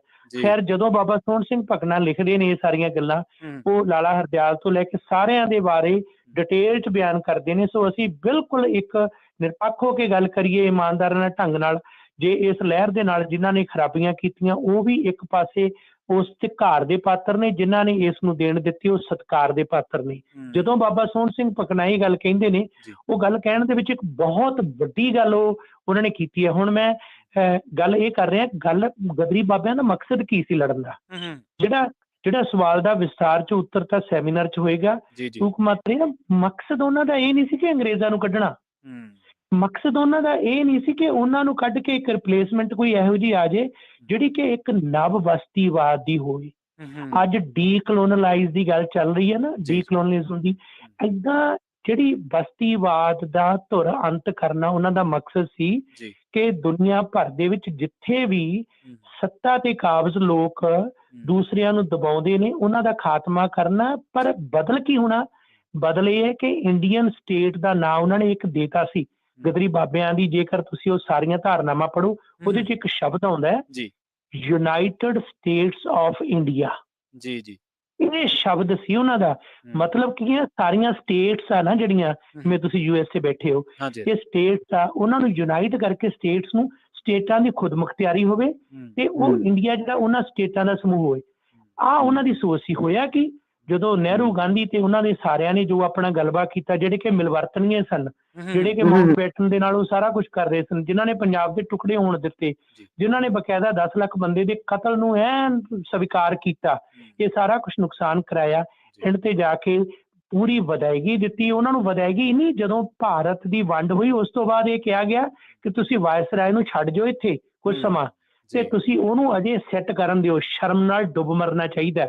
ਇਹ ਲੋਕਾਂ ਨੇ ਉਹਨੂੰ ਜਾਣ ਨਹੀਂ ਦਿੱਤਾ। ਚਾਹੀਦਾ ਤਾਂ ਸੀ ਉਹਨਾਂ ਨੇ ਇੰਨੇ ਧੱਕੇਸ਼ਾਹੀ ਕੀਤੀ, ਉਹਨਾਂ ਦੇ ਜ਼ਬਰ ਦੇ ਖਿਲਾਫ ਹਟਦੇ, ਪਰ ਨਹੀਂ।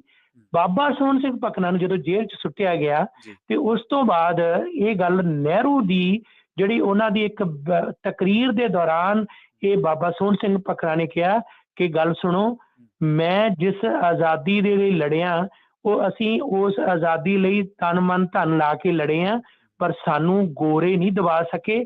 ਤੁਸੀਂ ਧੱਕਾ ਕੀਤਾ ਤਾਂ ਹੁਣ ਆਪਣਿਆਂ ਨੇ ਕੀਤਾ, ਮੇਰੇ ਕੁੱਬ ਗੋਰਿਆਂ ਨੇ ਨਹੀਂ ਤੁਸੀਂ ਪਾਇਆ। ਇਹ ਗੱਲ ਤੱਥਾਂ ਤੇ ਆਧਾਰਿਤ ਹੈ, ਬਿਲਕੁਲ ਸਹੀ ਹੈ। ਪਰ ਚਪੇੜ ਹੈ ਅੱਜ ਦੀ ਸਟੇਟ ਦੇ, ਜਿਹੜੀ ਅੱਜ ਵੀ ਸਟੇਟ ਮਾਈਨੋਰਟੀਜ਼ ਨਾਲ ਧੱਕਾ ਕਰ ਰਹੀ ਹੈ, ਬਿਲਕੁਲ ਉਸ ਤੇ ਵੀ ਇਹ ਗੱਲ ਢੁਕਦੀ ਹੈ। ਜੀ ਕੁਲਜੀਤ ਸਿੰਘ ਜੀ, ਆਪਾਂ ਜਦੋਂ ਚਰਚਾ ਕੀਤੀ ਸੀ ਇੱਕ ਵਾਰੀ ਪਹਿਲਾਂ ਵੀ, ਤੇ ਉਦੋਂ ਵੀ ਤੁਸੀਂ ਕਾਫੀ ਤੱਥ ਸਾਡੇ ਸਾਹਮਣੇ ਰੱਖੇ ਸਨ, ਸਾਨੂੰ ਦੱਸਿਆ ਸੀਗਾ।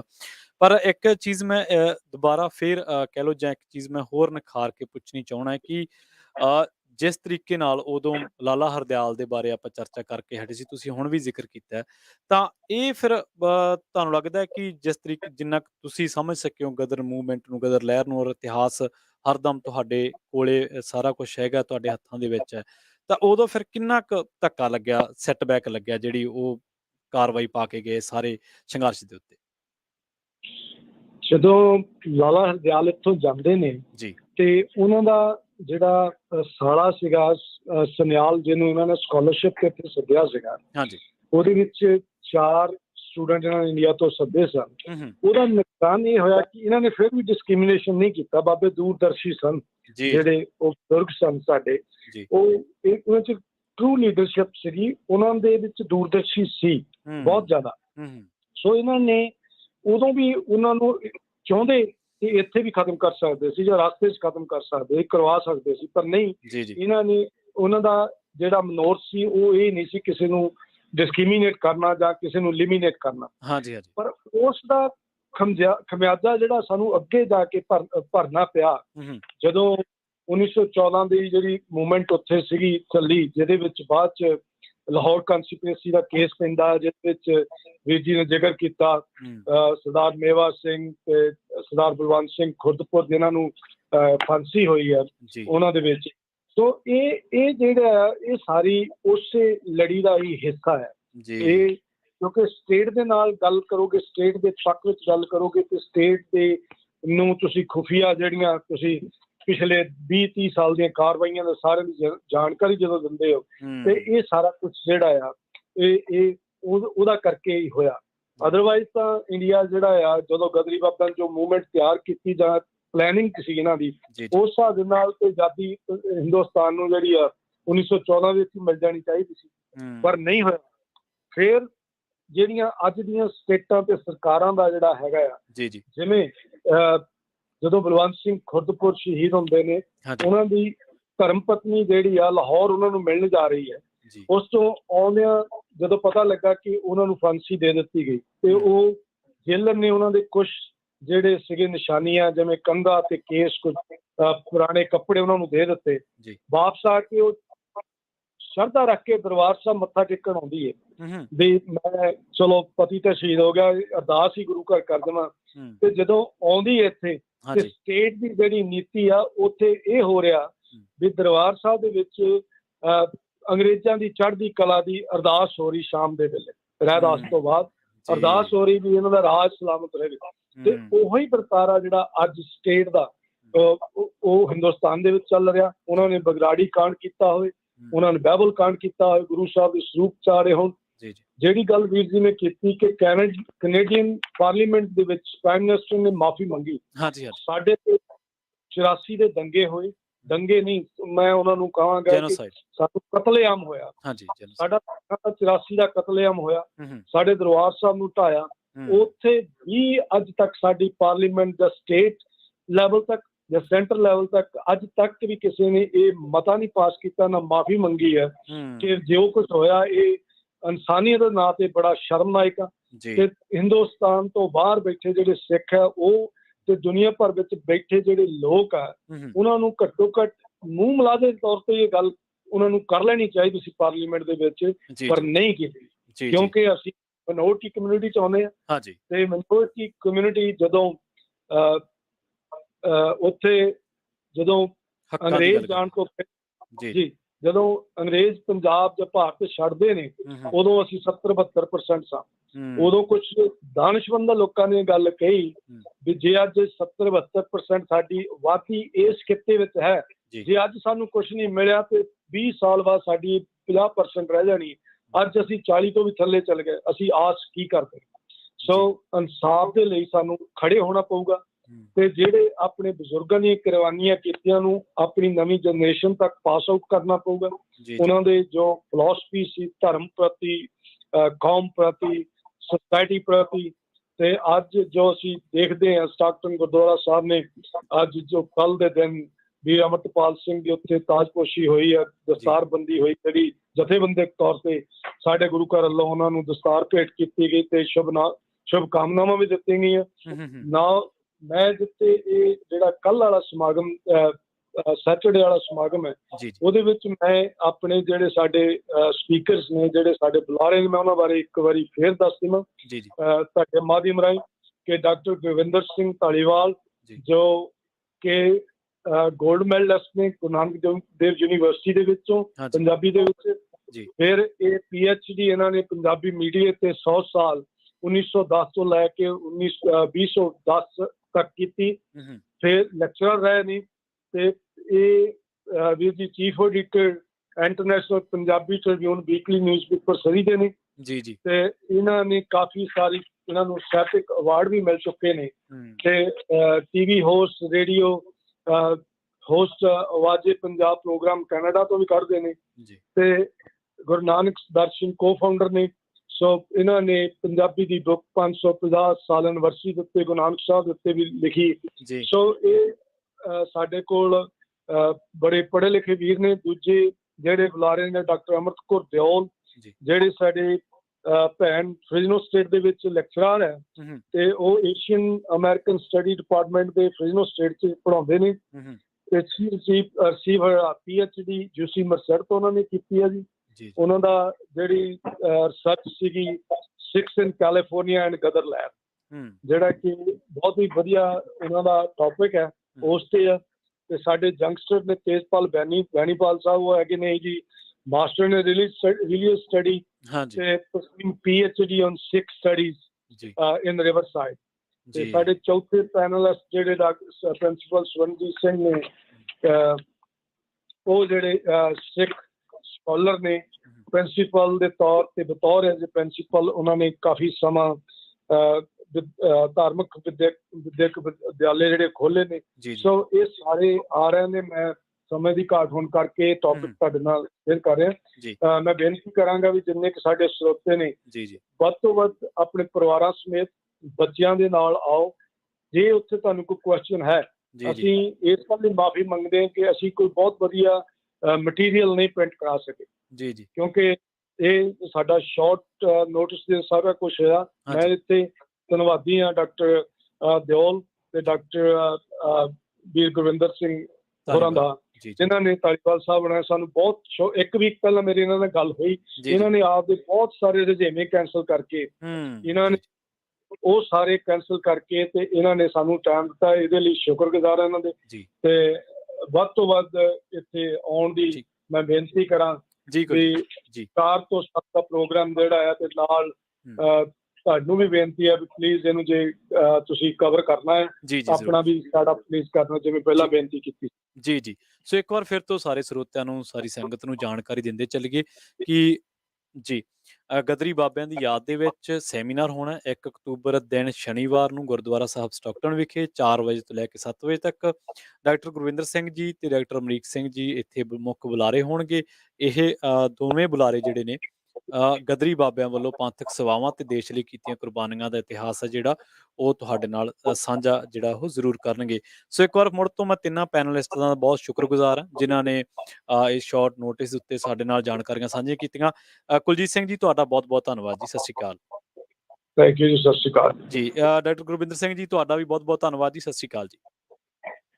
ਬਹੁਤ ਸ਼ੁਕਰੀਆ ਜੀ ਆਪ ਜੀ ਦਾ, ਧੰਨਵਾਦ ਤੇ ਆਪ ਦੇ ਸਰੋਤਿਆਂ ਦਾ। ਤੇ ਮੈਂ ਗੁਜ਼ਾਰਿਸ਼ ਕਰਾਂਗਾ, ਬਹੁਤ ਲਿਸਨਰ ਸਰੋਤੇ ਟੈਲੀਵਿਜ਼ਨ ਰੇਡੀਓ ਰਾਹੀਂ ਜੁੜੇ ਹੋਏ ਨੇ, ਇੱਥੇ ਕੈਲੀਫੋਰਨੀਆ 'ਚ ਆਉਣ ਦਾ ਸਬਬ ਬਣ ਰਿਹਾ। ਮੈਂ ਤੁਹਾਡੇ ਮਾਧਿਅਮ ਰਾਹੀਂ ਉਹਨਾਂ ਸਾਰਿਆਂ ਨੂੰ ਗੁਜ਼ਾਰਿਸ਼ ਕਰਾਂਗੇ ਜਿਹੜੇ ਪਰਸਨਲ ਲੈਵਲ ਤੇ ਵੀ ਮੇਰੇ ਮਿੱਤਰ ਦੋਸਤ ਨੇ, ਸਮੇਂ ਦੀ ਘਾਟ ਕਾਰਨ ਨਿੱਜੀ ਤੌਰ ਤੇ ਨਹੀਂ ਵੀ ਆ ਸਕਦੇ, ਪਰ ਇੱਥੇ ਆ ਕੇ ਮਿਲਿਓ, ਇਹੀ ਬੇਨਤੀ ਹੈ। ਸੋ ਇੱਕ ਵਾਰ ਫਿਰ ਬਹੁਤ ਸ਼ੁਕਰੀਆ ਜੀ। ਜੀ ਬਹੁਤ ਬਹੁਤ। ਦਲਜੀਤ ਸਿੰਘ ਜੀ ਬਹੁਤ ਬਹੁਤ ਧੰਨਵਾਦ ਜੀ। ਸਤਿ ਸ਼੍ਰੀ ਅਕਾਲ ਤੁਹਾਨੂੰ।